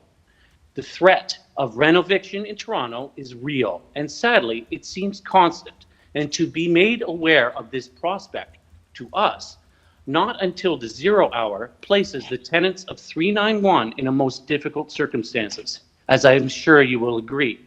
But this act, when taken in regards to the events of last year at the units of 391, it is almost beyond the pale. To explain, on August 3rd, 2022, at 10:30, just as we and the rest of the world were waking from the struggles of COVID, a car, a street racer, crashed into the building at 391 Brock Avenue. As a tenant of the main floor building, I was safe in the middle room of the unit when the crash occurred. My wife, as a tenant of the main floor unit, was watching TV on the living room couch. Her head was 6 feet from the impact zone. I remember my wife's screams and the sounds of 1,000 glasses breaking. I remember that the driver and the passenger of that car ran from the scene, and someone who was in the car returned to ask if we were okay. I remember the lights, the first responders. It was shocking and surreal, and we are truly blessed that no one was seriously injured. If the car had struck the building a meter to the left, it would have hit the gas lines. If the car had struck a meter to the right, it would have gone straight through the front window into the living room, completely unimpeded. That night, a representative of Aldina Holdings Corp. Was on site. He did his best to obtain any and all police information with regard to the event. Please note that this information has never been shared with us in spite of our request. Moreover, our landlady, Aldina Pereira, has never once reached out to ask any tenant as to their well-being after the accident. To follow, on August 4th, all tenants of 391 were notified of an order to remedy unsafe building as issued by the City of Toronto. As a consequence, all locks were changed at 391 and all tenants of the building became displaced. We would be told later that permits required to begin repairs to the building and to expect to return to our home at the 6-month mark. Though as of this moment, repairs seem to have been completed, the order to remedy unsafe building has not been completed with the City of Toronto, and all tenants have still been refused entry to their homes. Rather than complete the work order, on January 30th, 2023, all tenants received an N13 notice detailing Aldina Corp's intention to demolish the building. It was around this time that we as tenants chose to acquire counsel. Our true conviction being that Aldina Holdings Corp. Used the events of the accident to unfairly force eviction or just outright force the abandonment of our homes. This feeling was further enhanced when Aldina Holdings Corp. Chose to present each unit with an N4 notice demanding eviction based on failure to pay rent from the time the accident occurred to the present. Please, I ask you to remember that during that time, no tenant has been allowed to reside in their unit. In fact, one tenant during this ordeal has been removed from her unit by the Toronto Police at the behest of Aldina Holding Corp's representative. At this point, we as tenants await a meeting with the Landlord-Tenant Board and find this final effort to hold a town hall meeting regarding reconstruction at 391 to be just another tactic and a malicious attempt to force our eviction. But here we stand at the 0 hour. We are at a loss how to circumvent this process. And I understand that you focus mainly on zoning and bylaw issues, but I contend, and we contend, that this is not a zoning and Mr. bylaw Lindsay, issue. I need you to wrap up. You're at 5 minutes. And that will be it. Thank you Okay. very much for your time. Thank you And very I much, appreciate sir. you allowing me to offer this to the public record. Okay, thank you. And I do want to reiterate that we only deal with the variances before us, although I understand, you know, you have other issues happening, but that is not part of It is our, our- again, Madam Chair, I present the fact that this isn't just a simple variance or bylaw issue, but it sits in a pattern of malicious behavior. And I just wanted to mention that as part of the public record. And I thank you for your time. All right, thank you very much. Okay, were you able to get Rudy? Okay. Rudy, you've been unmuted. Mr. Silva? Hello, can you hear me? Yeah, I can hear you now. If you can. Fantastic. All right, I just need your name and address for the record, and then Yep, we'll start the clock, okay? Perfect. It's Rudy Silva on behalf of 389 Brock Avenue. Go ahead.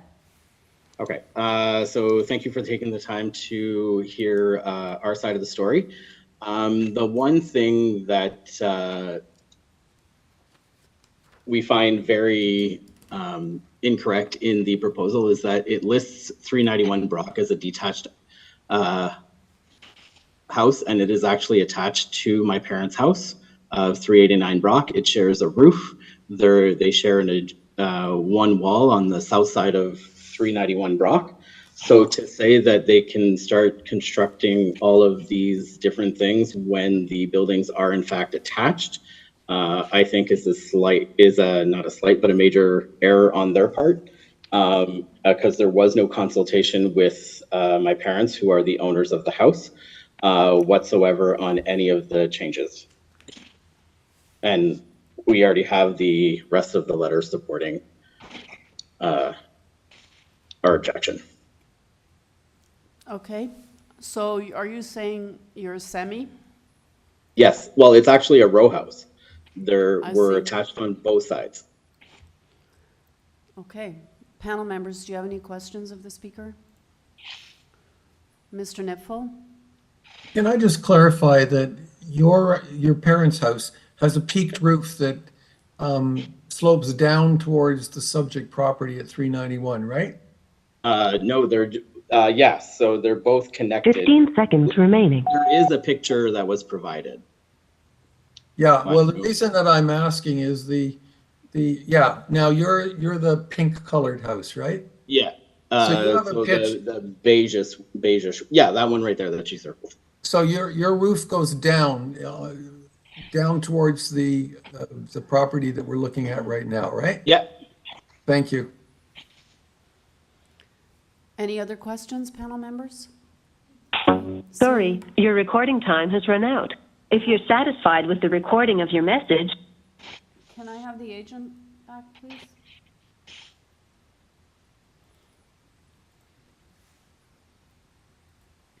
Hi, Madam Chair. Marco here. Hi, can you please speak to the issues raised? Sure. I'd just like to clarify with regards to the status of the house. It's not a semi, as they share a common wall. The property line or the wall that we have is right on property line, and their wall butts against that wall. But we did obtain a brand new survey to clarify that, and the outlines that the property line or the face of each other's walls. At the second floor up, the roof is connected, just as of, I guess it's been done like that for many years, but it is as a registered standalone house. It almost seems like number 389 was built, I guess, abutting up against that original wall. But it is not your typical party wall that you would see as a semi-detached dwelling. And that's probably where the confusion comes. So if you see part of the front facade, our wall extends upward where their second floor sits back. It is our face of the wall that is basically marking the property line. If you just if you go down a little bit more on the side, I don't know if you have the street view, you will see that there is our wall extending upward, forming the property line. The roofs do connect, and there won't be any damage in the addition as it is being proposed to extend in line with our existing wall. Should there be any damage to their roof or changes, then that would have to be remedied by our client in order to ensure that there's no encroachments onto the property on the south side. And the roof, the way it's been designed also as a flat roof, the water is directed to the front and rear so that we don't have any water directed towards the south side or creating an issue in terms of impact to possible water damage. Okay. Do you have any questions, panel members? Mr. Nipfel? Thank you, Madam Chairman. We normally ask that when you provide us with an elevation, particularly if it's semi or if it's singles that are as close as these two, that we get both elevations so we can judge how what you're doing relates to what's existing next door. You didn't do that, which was the reason for my question to the person next door. They have a sloped roof going down to a drainage gully that's going to be between your property and their property. Have you given any thought as to how to deal with waterproofing at that location? Because at the present time, presumably that roof drains in combination with yours, and that won't be the case with your third-story addition. Through you, Madam Chair, that's not totally accurate. That portion or that picture that was previously brought up, that's for the portion of the dwelling that there's a slight jog. There's approximately 1 meter between the property line and the face of that wall. If you go to the next, there was another photo that was previously put up there. So there's a gap. That downward sloping roof doesn't actually come onto our property. There's a portion of space, as you can see on the survey, that it doesn't actually butt against. So if you zoom in there, so you can see that there's the eaves of ours that's online, and there's a slight space of that two-story portion in the back where the gable is formed. So it's got its own eaves troughs there, and our current water is a flat roof is being directed to the back. So there should not be any additional water running onto that south side. Any other questions, panel members? Okay, let's take it into committee for a decision then.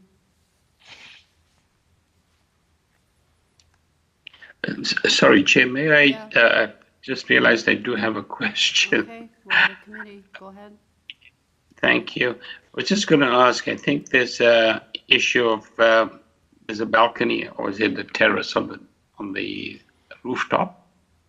And I was wondering if that one has any privacy screening on the, I think it might be the south side. Through you, Madam Chair. Yes, we are proposing permanent opaque screening on both sides. It's actually on the south and north side. Okay, and is there something, is a balcony on the second floor? There is a small deck that leads to an exit stairs, and that also has privacy screen on both sides. On both sides, thank you. That was also discussed with planning. That's shown on one of the diagrams I take in? It is shown on our floor plans, and it's bubbled in as a revision. Okay, great, thank you. Mr. Nipfel?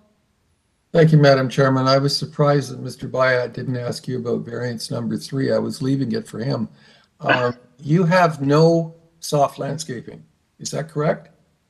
The existing condition, there is no soft landscaping. And in our discussions with planning, we've converted the space between the dwelling and the existing garage to be all soft landscaping.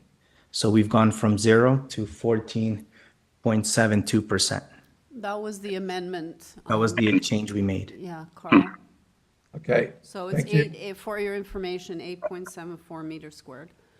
Yeah, thank you. Okay, any other questions? If not, let's go back into committee. Thank you, Madam Chair. Mr. Bayat. Thank you, Madam Chair. I'll try with this one. Notwithstanding the concerns and complaints that were brought forward by people in opposition, the project itself is fairly straightforward, and the variances requested are reasonable. And the amendment to, I believe it was variance number 3 to 14% was quite timely, because that was one of the things that did catch my eye, and I'm glad that they were able to remove some of the concrete at the back and at least provide some soft landscaping. I don't believe there are any conditions attached to this application, so I'd like to move forward with a motion to approve as amended with no conditions. Okay, do I have a seconder for that motion? Mr. Cheng, so motion to approve the application as amended, moved by Mr. Bayat, seconded by Mr. Cheng. All in favor? Okay, that carries unanimously. Item number 18, 288 Pacific Avenue. We have before us a copy of the plan of survey, site plan, floor plans, and elevations. No other correspondence, and we don't have any opposition speakers. Do I have the agent on the line? Dylan, you've been unmuted. Can you hear me? Yep. Yeah, so my name is Dylan Williams. I'm the owner, and I live at obviously 288 Pacific Avenue. All right, panel members, we have before us the reconstruction of a garage. Do you have any questions for the owner, Mr. Bayat? Just a quick one. Variance number 3 with regard to the soft landscaping, is that an existing condition, given that you're building on the existing footprint? Yeah, exactly. So the carport, the garage we're building is just slightly bigger. So it's an existing condition. When I talked to Kirk Hatcher, who he's in the planning or something in the city, he just said if we could just plant a couple of trees in our backyard, plant a tree, and we already planted 2 to help manage that. Great, thank you. Any other questions? Okay, sir, we don't have any other questions. We're ready to take it into committee. Anything you want to add that's not in the submissions before us? No, nothing to add. All right, we're in committee, panel members. Mr. Bayat? Thank you, Madam Chair. This is a very straightforward application, and I'm quite satisfied with the explanation provided with regard to variance number 3. So I'd like to move a motion to approve. There are no conditions attached to this at all. All right, Mr. Nipfel, were you seconding? I thought I saw your arm go up. Yep, yes, I was. So motion to approve, moved by Mr. Bayat, seconded by Mr. Nipfel. All in favor? That carries unanimously.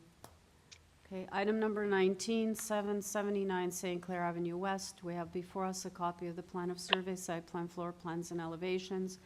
Revised site plan, floor plans, and elevations. 2 photographs of the subject property, supporting materials from the agent, and that came in late along with the revised site plan, floor plans, and elevations. We have correspondence in support from MPP Jill Andrew from St. Paul. We have a lot of support. I'm not going to read all the addresses. It's from people on St. Clair, Hendrick Avenue, Pinewood Avenue, Millwood Avenue, Pryor and Winona. And we also have, in addition to that, we have 115 form letters in support from residents on Atlas, St. Clair, Arlington, Bathurst, Benson, Bumside, Courtly, Dan Leckie Way, Delaware, DuPont, Earl Court, Ellsworth, Forsyth Park, and Glenholm, Hertford Avenue, and many other streets. We have opposition from number 89 Arlington Avenue, as well as 90, 92, and 95, and 88 Arlington, and a late opposition from 775 St. Clair West, Unit 8. It looks like I'm going to have to go through the opposition after the agent identifies themselves. I think there's one opposition, and there's a couple that I'm unclear as to what the position is on that. again, for those of you who've been listening, been having some problems with my laptop, so I cannot access the late materials. But as per my notes, I know there was some kind of an agreement with some of the previous objectors. All right, so if I could have the agent on the line, please. Stuart. Madam you've been- Chair. Hi. Good afternoon, Madam Chair, committee members. My name is Stuart Adams. I'm an architect and agent with Unit A Architecture, and we represent the owners of the restaurant and the landlord. Do you want me to go into a presentation? If you can just hold off for a second. Yeah. I show one objector, but I have two that have question marks, so I just want to see if they're objecting or if they're supporting.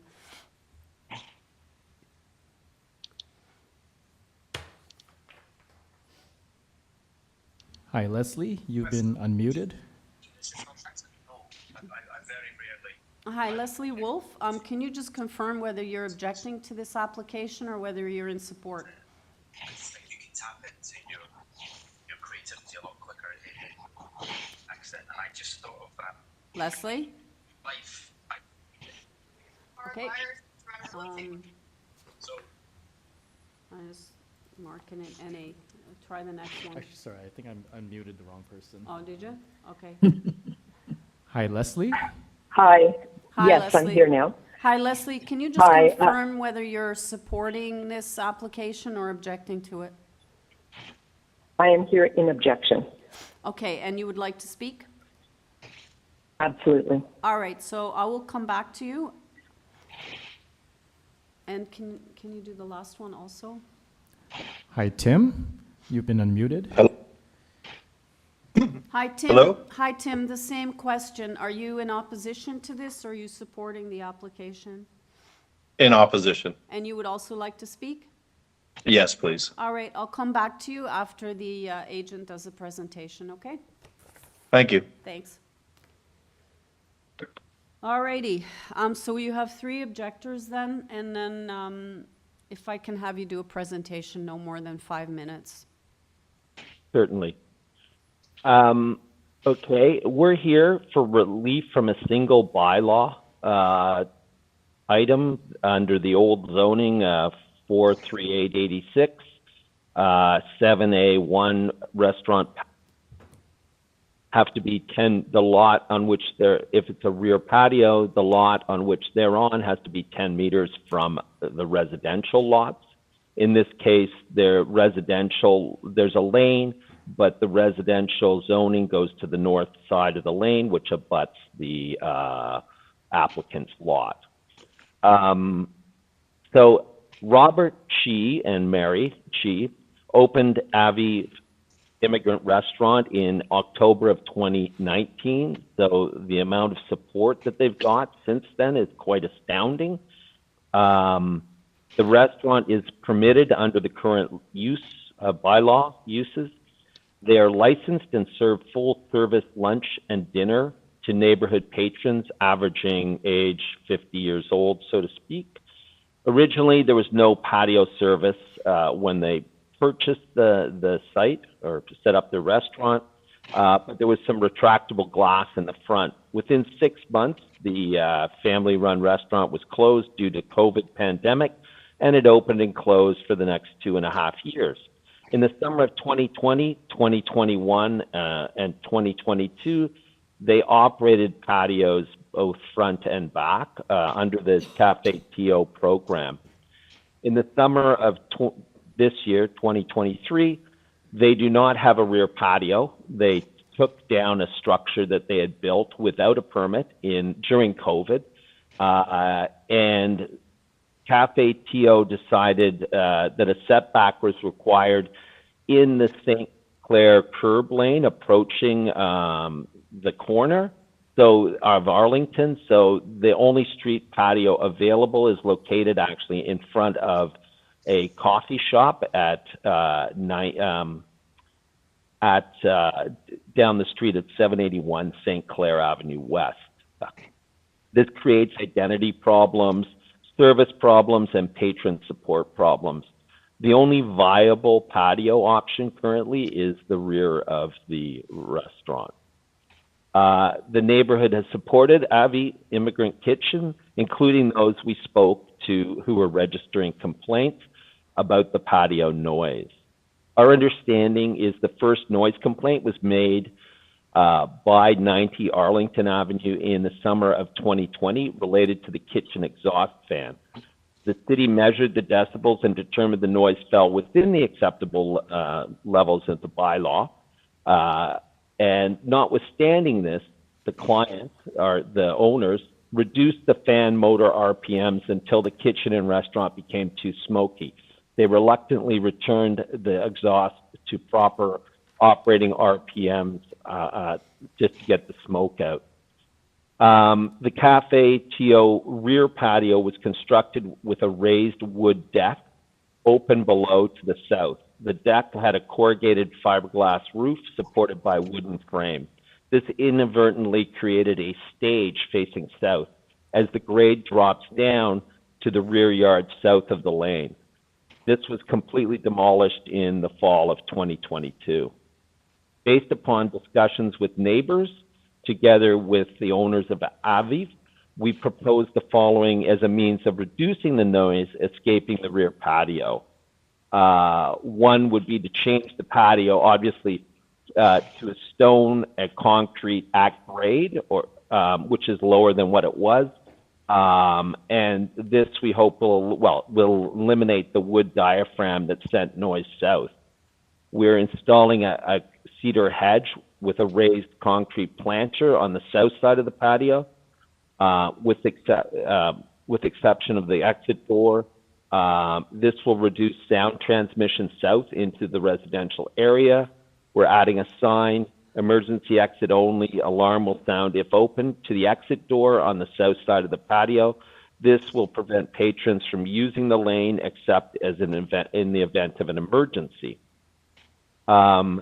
We're also going to add acoustic treatment to the east and west sides of the proposed patio to absorb ambient noise up to 7 feet in height. This will be probably indoor-outdoor carpet or something like that. You're at 5 minutes, so can you wrap up, please? Okay. In addition, the exhaust fan we're going to wrap with sound attenuation material. In addition, we'd like to, I think these are always on, but just in case, 3 additional things: absolutely no music, live or recorded, outside the restaurant proper. The patio operating from 11 to 10 p.m. only, and reevaluate the proposed rear patio in 3 years' time through the Committee of Adjustment, if that's acceptable. That's it. Thank you. All right. I'm going to go to the opposition, and then I'll have you back to speak to anything else that's raised. Okay, I guess let's start with Janice. Janice, you've been unmuted. Thank you. Can you hear me? I can. I just need your name and address for the record, and then we'll start the clock. You have 5 minutes. Thank you. My name is Janice Rutkowski, and I live at 88 Arlington Avenue. Yeah, go ahead. Okay, so thank you so much for the opportunity to voice my objections to the back patio proposed by the restaurant and co-working space, Aviv Immigrant Kitchen. My husband and I are city people. We love living in Toronto, particularly our vibrant neighborhood of Hillcrest Village. We've lived here for over 20 years, and we've never made a formal complaint about any issues in our neighborhood. So let me outline why the back patio will adversely affect the surrounding properties. My husband and I already know what it's like to live with Aviv's fully operating back patio. Our house is located directly south of the location, and we're right within the sound tunnel. The noise from the restaurant patio travels directly into our backyard because of the acoustics and the location of the back patio, which is sandwiched in between 2 apartment buildings, which is full of tenants. That area was never designed to house a back patio, as the existing bylaw indicates. In June of 2021, Toronto Building commenced a file and issued the owners of Aviv an order to comply for the unauthorized construction of the wood-framed back patio on the south side of the existing building. It was constructed, they were instructed at that time to apply for proper permits. They subsequently stopped playing the music, but they did continue to use the back patio to serve their patrons. They hosted private events. The events often had microphones and loudspeakers where speeches were used. This was despite their acknowledgement of the order to comply. So the owners submitted their summary of supplemental information yesterday, which outlines their final plan. So I was able to just read it for the first time yesterday on July 11th. It states that there's 136 letters of support and 5 letters of objection. According to the information that's available for me to view right now, there's only 18 letters of support. Of the 18 letters of support, only 3 supporters live in the adjacent apartment building. All of the addresses that are currently listed on those letters of support are individuals who do live in the neighborhood or outside of the neighborhood, but they do not live in the surrounding area that would be directly affected by this back patio. So in their letter of proposal, Aviv owners state that everyone in the neighborhood has supported Aviv, including those we spoke to, about registering current complaints about patio noise. This statement is not true. I have not been contacted, and I live at 88 Arlington, just a few steps away from the back patio. They have not made any effort to consult with me or contact me. I even included my phone number in my objection letter. The owners, it's important to note that the majority of the letters, they come from people who do not live directly adjacent to the back patio. There's some interesting comments that have been made within the supportive letters. For example, they say it's a popular spot to celebrate various milestones. Another letter states that it's a destination for many celebrations. It's a 4-season patio where we have hosted several charity events, another supporter states. Another one says that they host community-oriented events, such as fundraisers for local schools, graduation parties. There's no question that this back patio is a fun place to celebrate and host private events. I think the letters of support make it really clear that Aviv is a very fun place to be. So, you know, when they selected their location, they knew that the back patio was not possible given the bylaw. We also knew when we bought our house that city noise is normal. So we have no issue at all with city noise, but the noise that comes from this back patio, unfortunately, is not normal. It's that sound tunnel that unfortunately creates excessive noise to the point where we can't have a conversation in our back patio. We go into our house and we close the windows and we can still hear the noise. This goes until 10 p.m. every night.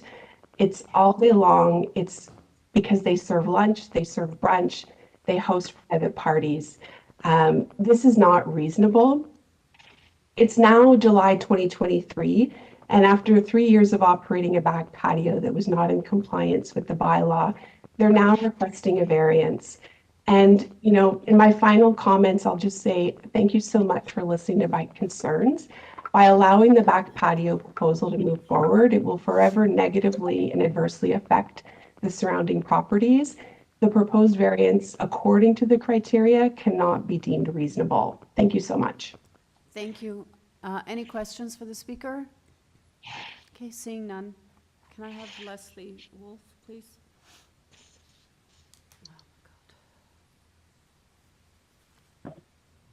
Leslie, you've been Hi. unmuted. Hi, Thank you. I just need your name and address for the record, and then you have 5 minutes. Okay, thanks. Sorry. Leslie Wolf, 90 Arlington Avenue, speaking on behalf of myself and my husband.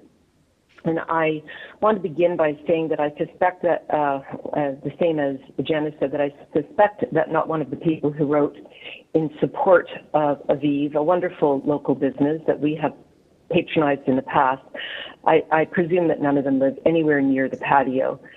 And I will note before I begin my formal remarks that as I was listed as someone who no longer objects, and this is simply not accurate. To begin my formal remarks, as you know, there are currently no bylaws in Toronto that govern the kind of noise associated with drinking and dining on a restaurant patio during regular operating hours. Noise that starts with lunch and grows with dinner, and that starts even earlier on the weekend with brunch. Noise that isn't a once-a-year special event occurrence, or a neighbor having an occasional backyard party, but that is daily and that penetrates our home daily. And while mitigations might have some positive impact on the level of noise, they cannot impact the stress and anxiety that science has proven and that we have lived with that is associated with exposure to persistent noise. We have lived in our home for over 20 years. We moved into this area knowing full well that living near Main Street in Toronto means that there will be noise. However, up until Aviv moved in, we have not had occasion to make even one single complaint. The bylaw under consideration can only be understood as the city's best way of ensuring peaceable living for residents in close proximity to restaurants. With so many residents facing or siding onto the proposed patio space, this variance request should not be considered reasonable. Aviv is not a new business. This is just a new location. When searching for a new location for their restaurant in 2019, Aviv either knew or ought to have known that they required a patio as part of their business plan.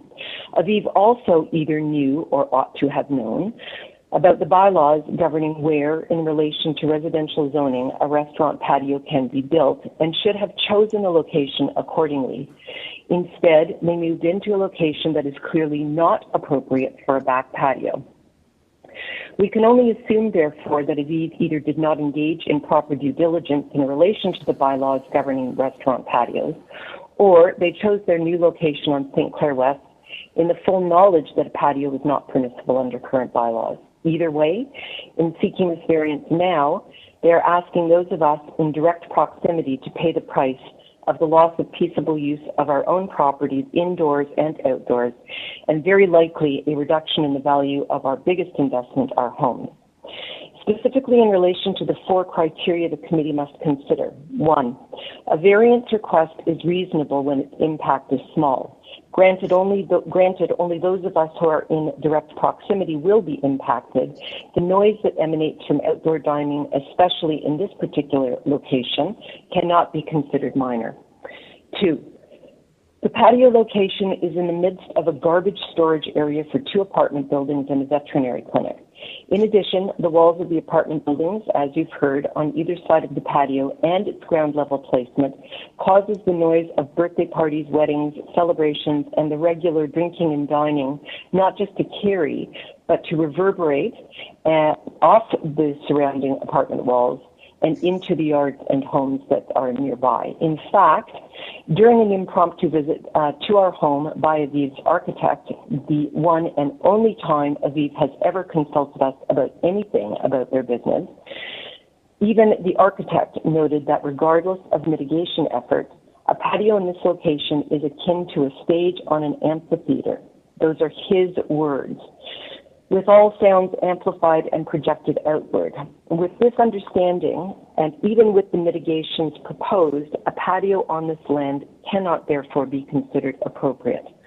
3, this bylaw can only be understood as having the intent of restricting the imposition of noise on those who live nearby, notwithstanding the enjoyment it might provide to non-neighboring diners and revelers. Granting this variance request will therefore completely undermine the general purpose of this bylaw. 4th and finally, Aviv patrons already access outdoor dining through Cafe Tio and the open front style of the restaurant. An additional patio will tip the balance that having zones in the city provides. So for all of these reasons, I'm asking committee members to uphold the bylaw's intent and purpose. Thank you. Thank you very much. Panel members, any questions for the speaker? Mr. Nipfel? Thank you, Madam Chairman. Janice at 88 Arlington indicated that Aviv had not contacted her about this variance application, but I gather from your conversation they did contact you. Is that correct? Yeah, I knock on the door during business hours. One day I happened to be home and opened the door and they were there, yes. Okay, thank you. Any other questions for the speaker? Okay, thank you, Leslie. If I could have the final objector, please. Tim, you've been unmuted. Thank you. Good afternoon. Did you hear me all right? Yeah, loud and clear. Just need your name and address, and then we'll start the clock. Yeah, it's Tim Trotter, Trotter, and at 89 Arlington Avenue. Go ahead. Okay, my concerns with this application are that it's in bad faith. I question its intent, and I'm concerned about the precedent it establishes in our neighborhood. The current tenant, as we know, has a previous history of non-compliance. He created structures in abeyance of the governing authority of the city and conducted a business there, which now they're attempting to project as a simple restaurant, but in its short history has changed its nature a number of times, resulting in a restaurant, a entertainment venue. They also had at one point a DJ and live music, all on the illegal patio that is in question. My concern is that will that change again? And given the nature of the restaurant and the past conduct of its owner, I assume that it is likely to change again. Furthermore, the precedent it would establish, I'm concerned about, because if a new business was to be there, then the deck would be considered grandfathered. My understanding is the current tenant will apply for a liquor license for that space, and the number given was a capacity of 30, and I'm not sure if that was tables or actual people, but both of those permits would then be grandfathered at this location. I have spoken to the agent of the property, and he spoke about abatement, but of course that's a tacit admission that noise will continue to be a problem. Other things that weren't addressed directly was the impact on foot traffic through the adjacent alley, also health and safety issues regarding the disposition of the additional waste from expanded seating, as well as waste management issues for the nearby buildings. And I'm aware that the current tenant has already had issues with the managers of buildings on both sides of that location regarding the disposition of not only their waste, recycle bins and garbage bins, but also waste from his restaurant, which ended up in their receptacles. Those concerns and those issues, of course, weren't addressed either at the time. Most importantly, the agent is reasonable, but as I said, it tacitly admits that this will be an ongoing problem. And in the future, I don't see it being mitigated through the use of trees. The issues that they've talked about the nature of construction and some foliage and some carpeting or whatever, that's the agent speaking on behalf of the owner of the property. But that would be incumbent upon the tenant, and the tenant has already told me that he's effectively cash strapped. And there's no system in place for compliance to ensure that any of that would be done anyway. These are my concerns at this stage. I've spoken to the people directly involved, and as I noted, they don't seem to be dealing with them directly, and their past history suggests that in the future they'll seek to circumvent any agreements which they may enter into in pursuit of this permit. That's it. Thank you. All right, thanks. Any questions for the speaker? Okay, thank you, Tim. Can we just run through the supporters? Okay.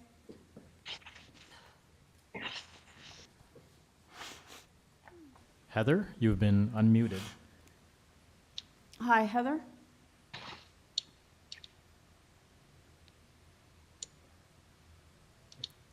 Heather Hanna?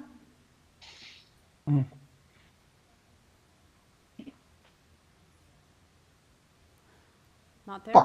Hello? Okay, try the next one, please.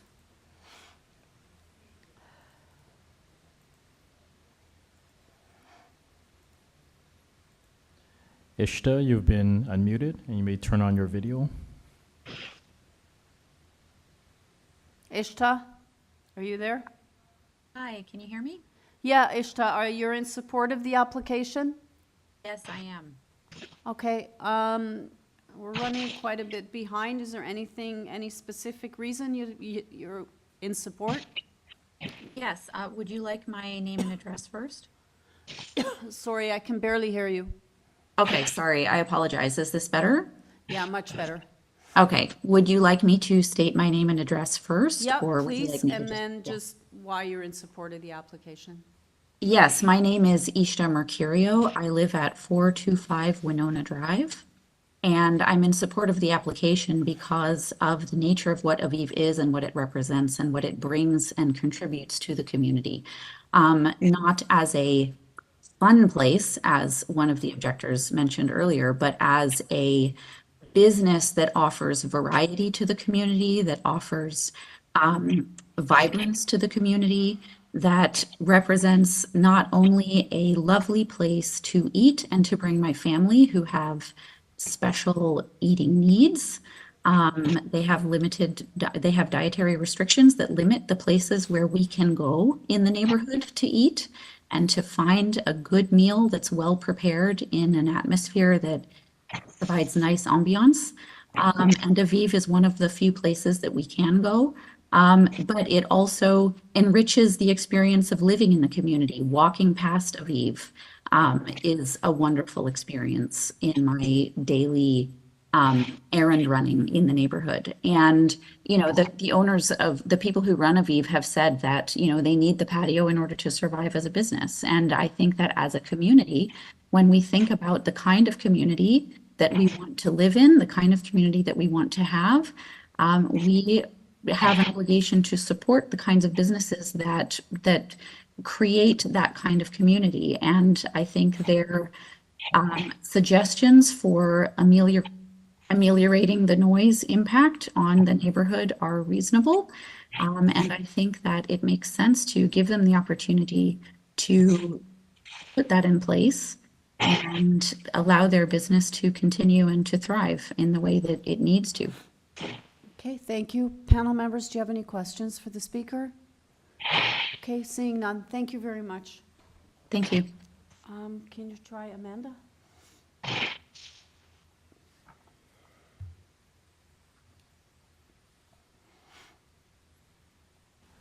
Amanda, you've been unmuted. Hi, Amanda? Amanda Minnick?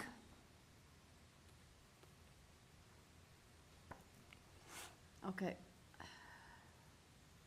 And what about the first one? We're still unable to get her, right? What's that? Hello? Hi, who's this? Oh, hi. This is Amanda. Sorry, I'm on the line, but I guess my speaker's not working. I just want to make sure you can hear me correctly. All right, and you're at 50 Pinewood Avenue? Correct, and I'm in support of the patio. I'm speaking both as a patron of the restaurant and a small business owner who works with them multiple times. We have used the patio to do food events, and Maria and Robert are the most wonderful and supportive people, just in terms of their personality, but also in terms of business owners.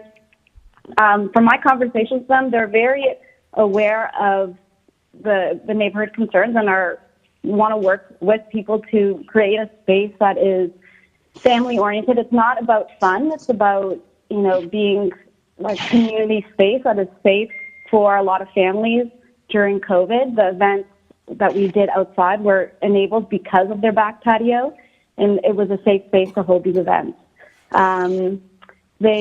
They know how to run businesses, but they're also empathetic, and they are the most community-oriented owners of a restaurant that I've ever come across.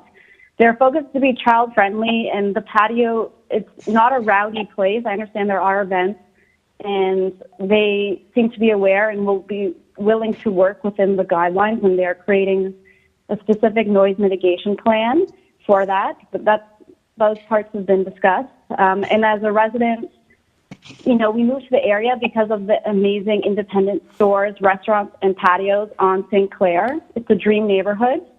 And we love dining on their patio because it felt like a safe space for us during COVID. And even now that, you know, COVID is still, you know, not as rampant, but people are still doing things virtually and also want to be outside.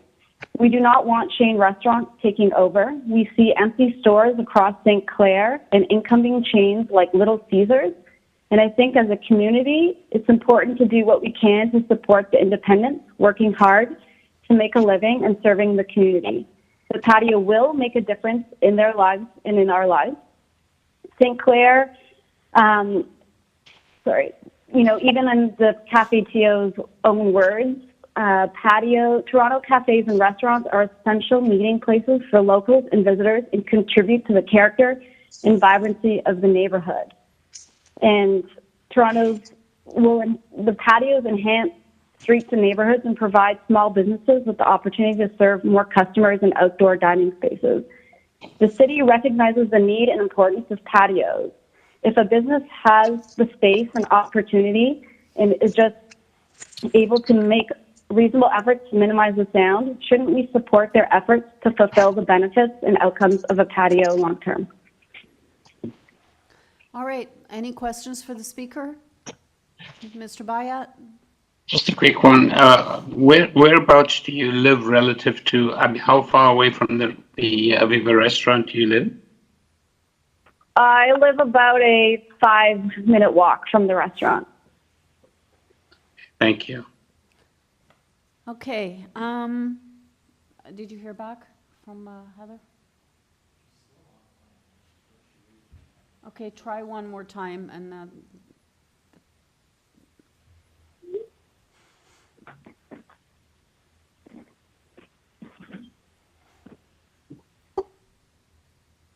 Heather, you've been unmuted.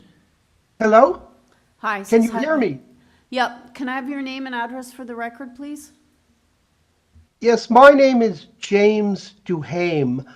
My wife is Dr. Hannah, who unfortunately 5 minutes ago was called away for a patient at the vet clinic.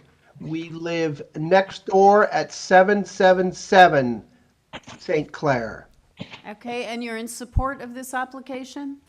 We are in support of the application. We originally did not support it, but we have found that the patio that Mr. Chi set up during COVID was well managed. He has been a very good neighbor, and if there were noise problems, he attended to them. I can understand, and anyone can from the map, that the sound would project southward, and the people at 90, 88, and 86 Arlingtons, who have their backyards directly in front, would be rather annoyed with that sound. Now, if Mr. Chi is a bit late in coming up with a plan to mitigate the sound, but I believe that if sufficient measures were taken, he could drastically reduce that sound.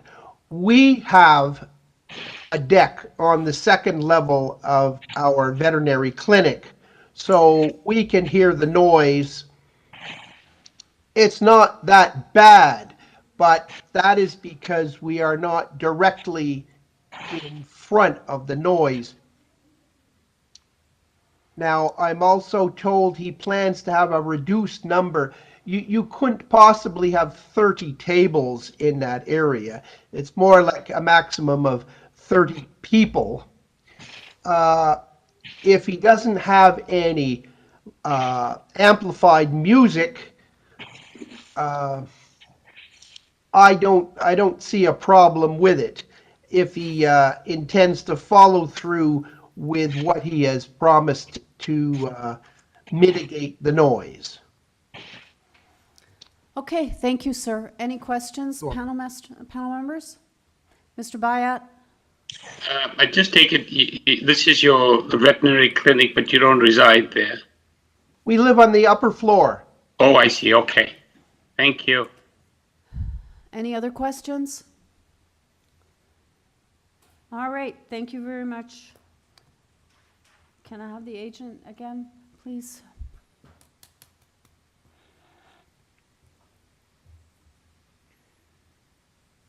Hello, it's Stuart Adams again. Hi, Stuart. Can you just speak to the issues raised? I'll be as quick as possible. Thank you. The first thing, it is a unique environment for sound. According to our records, the people at 781 St. Clair face directly into that patio space. Many of them don't have air conditioners and their windows are open. Nobody complained from that building, and 4 people wrote letters of support.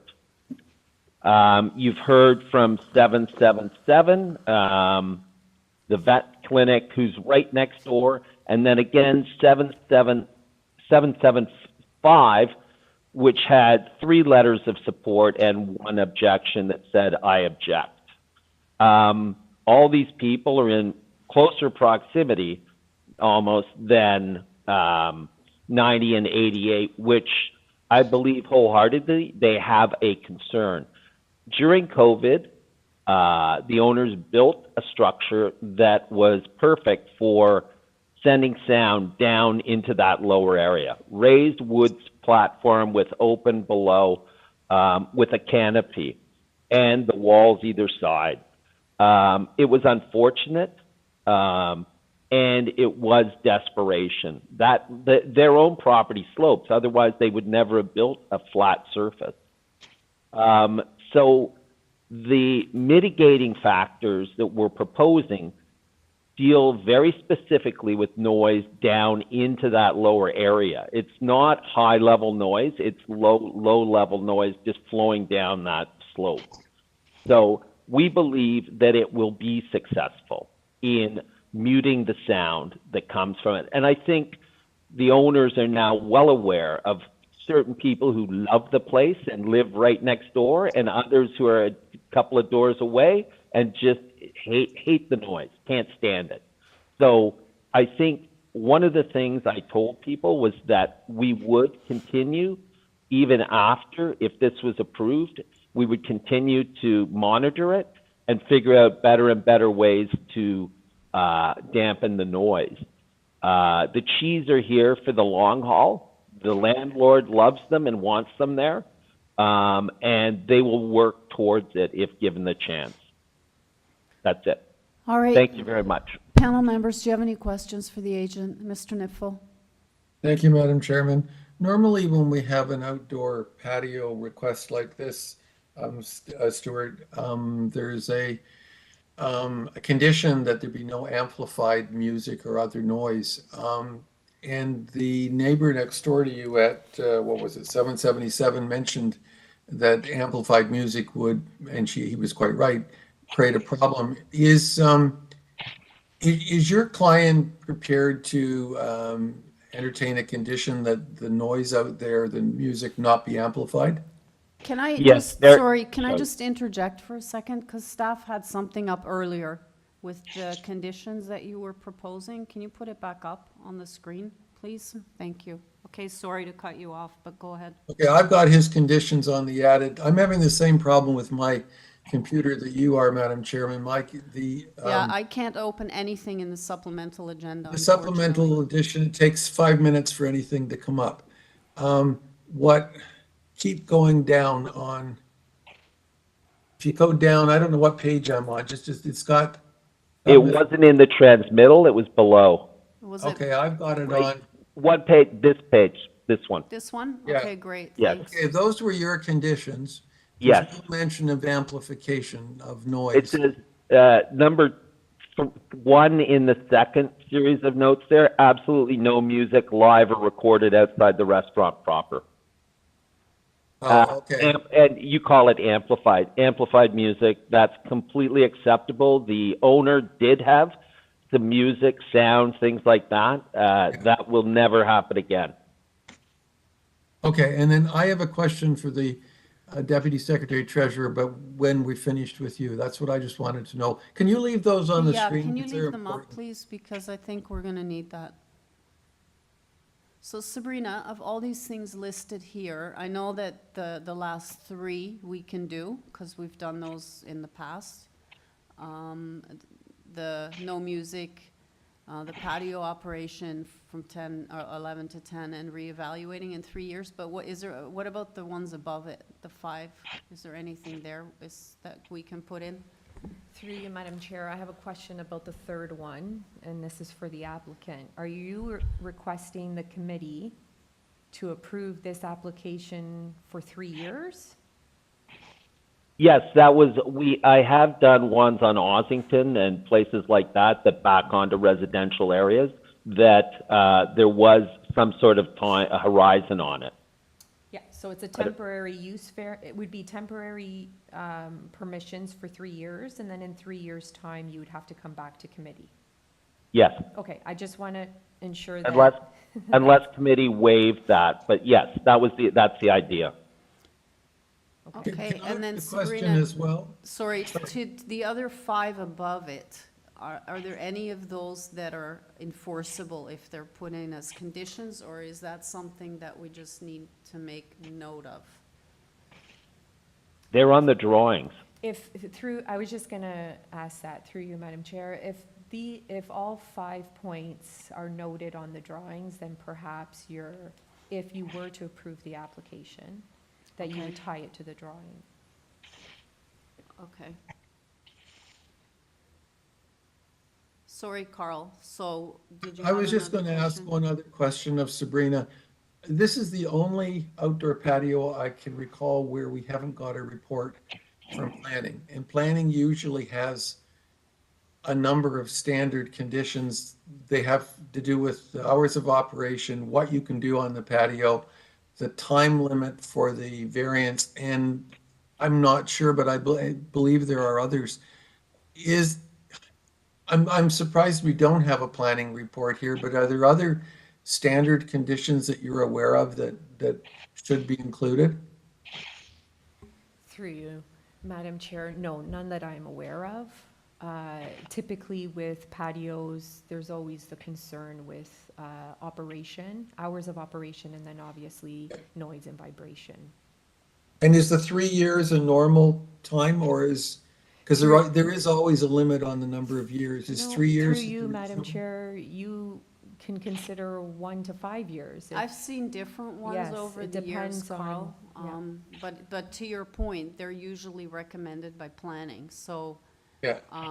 But I think we can put whatever we want on there. In terms of the Okay. timeline, so.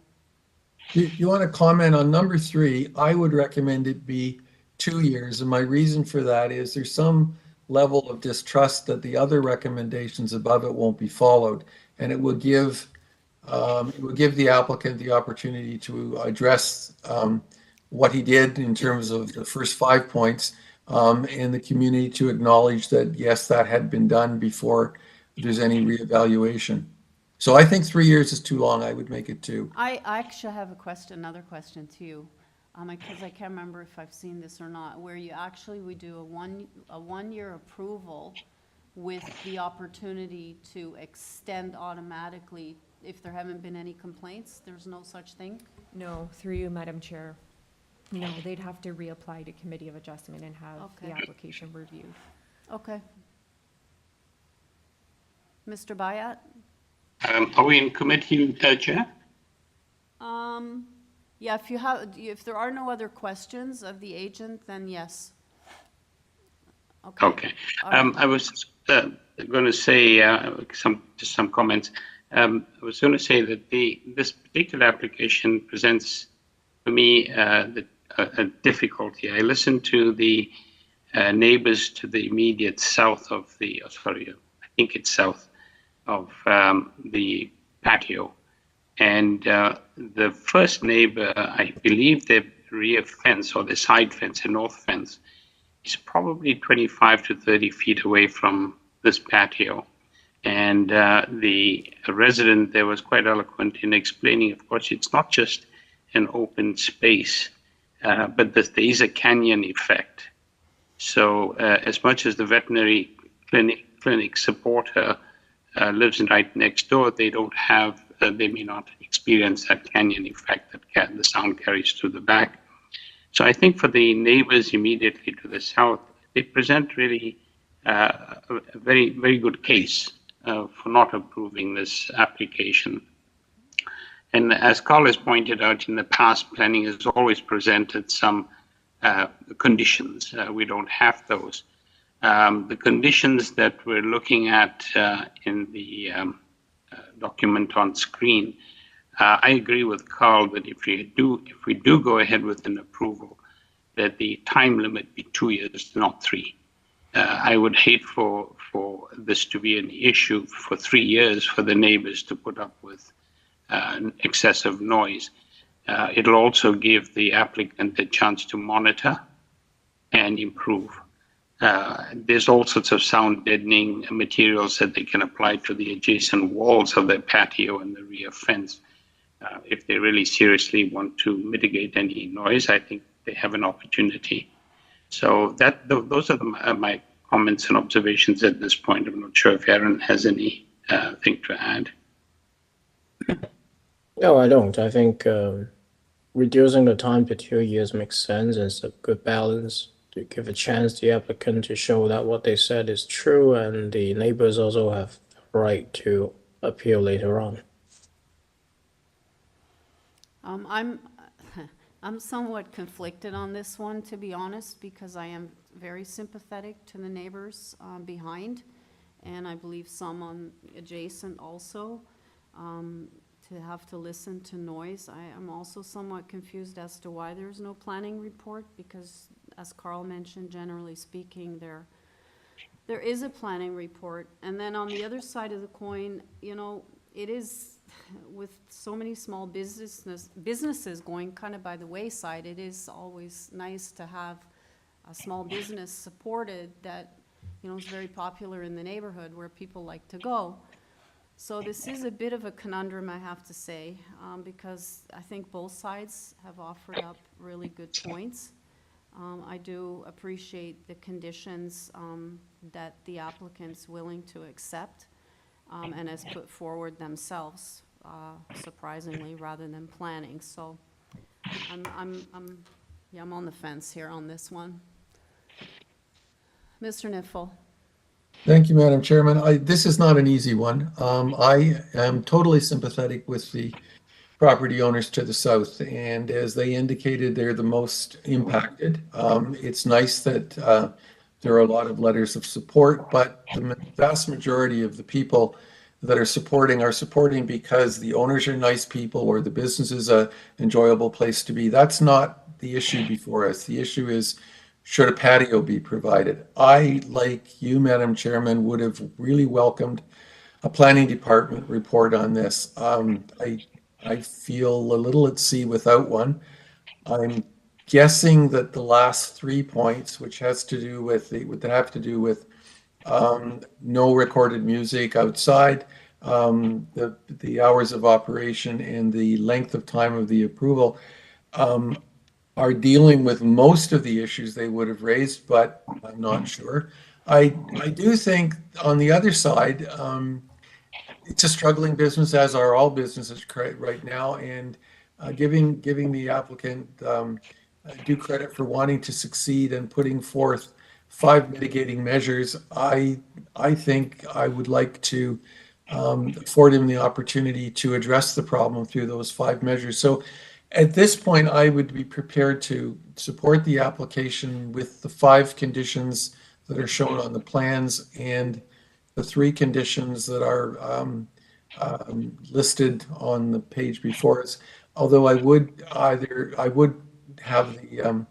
normally would have the approval only last for 1 year, but processes being what they are, 1 year isn't going to help anybody. So I'm inclined to think it should be 2 years, and we come back and see how it worked.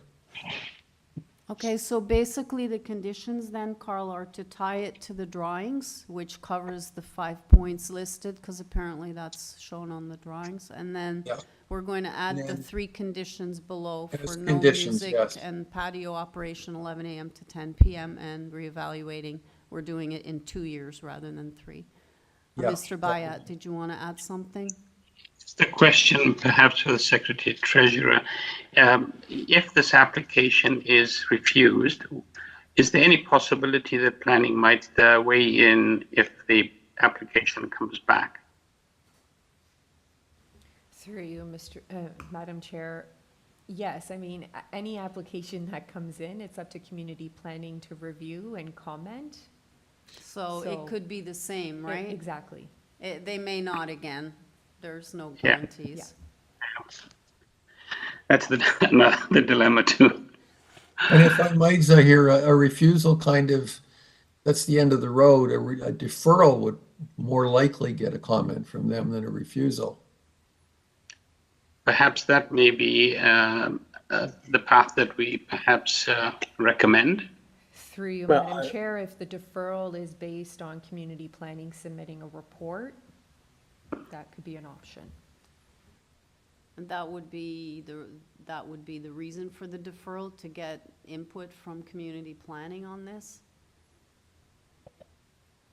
But what do you I think expect the that's- planning staff to comment on this? I'm sorry? I'm curious, what are we expecting the planning staff to Well, comment on this? my thing? guess is they're gonna give us the 3 points that the applicant's already proposing to, Yeah, I to think have it's as a gonna be very condition. similar. That's would be Yeah. my guess, but I don't know.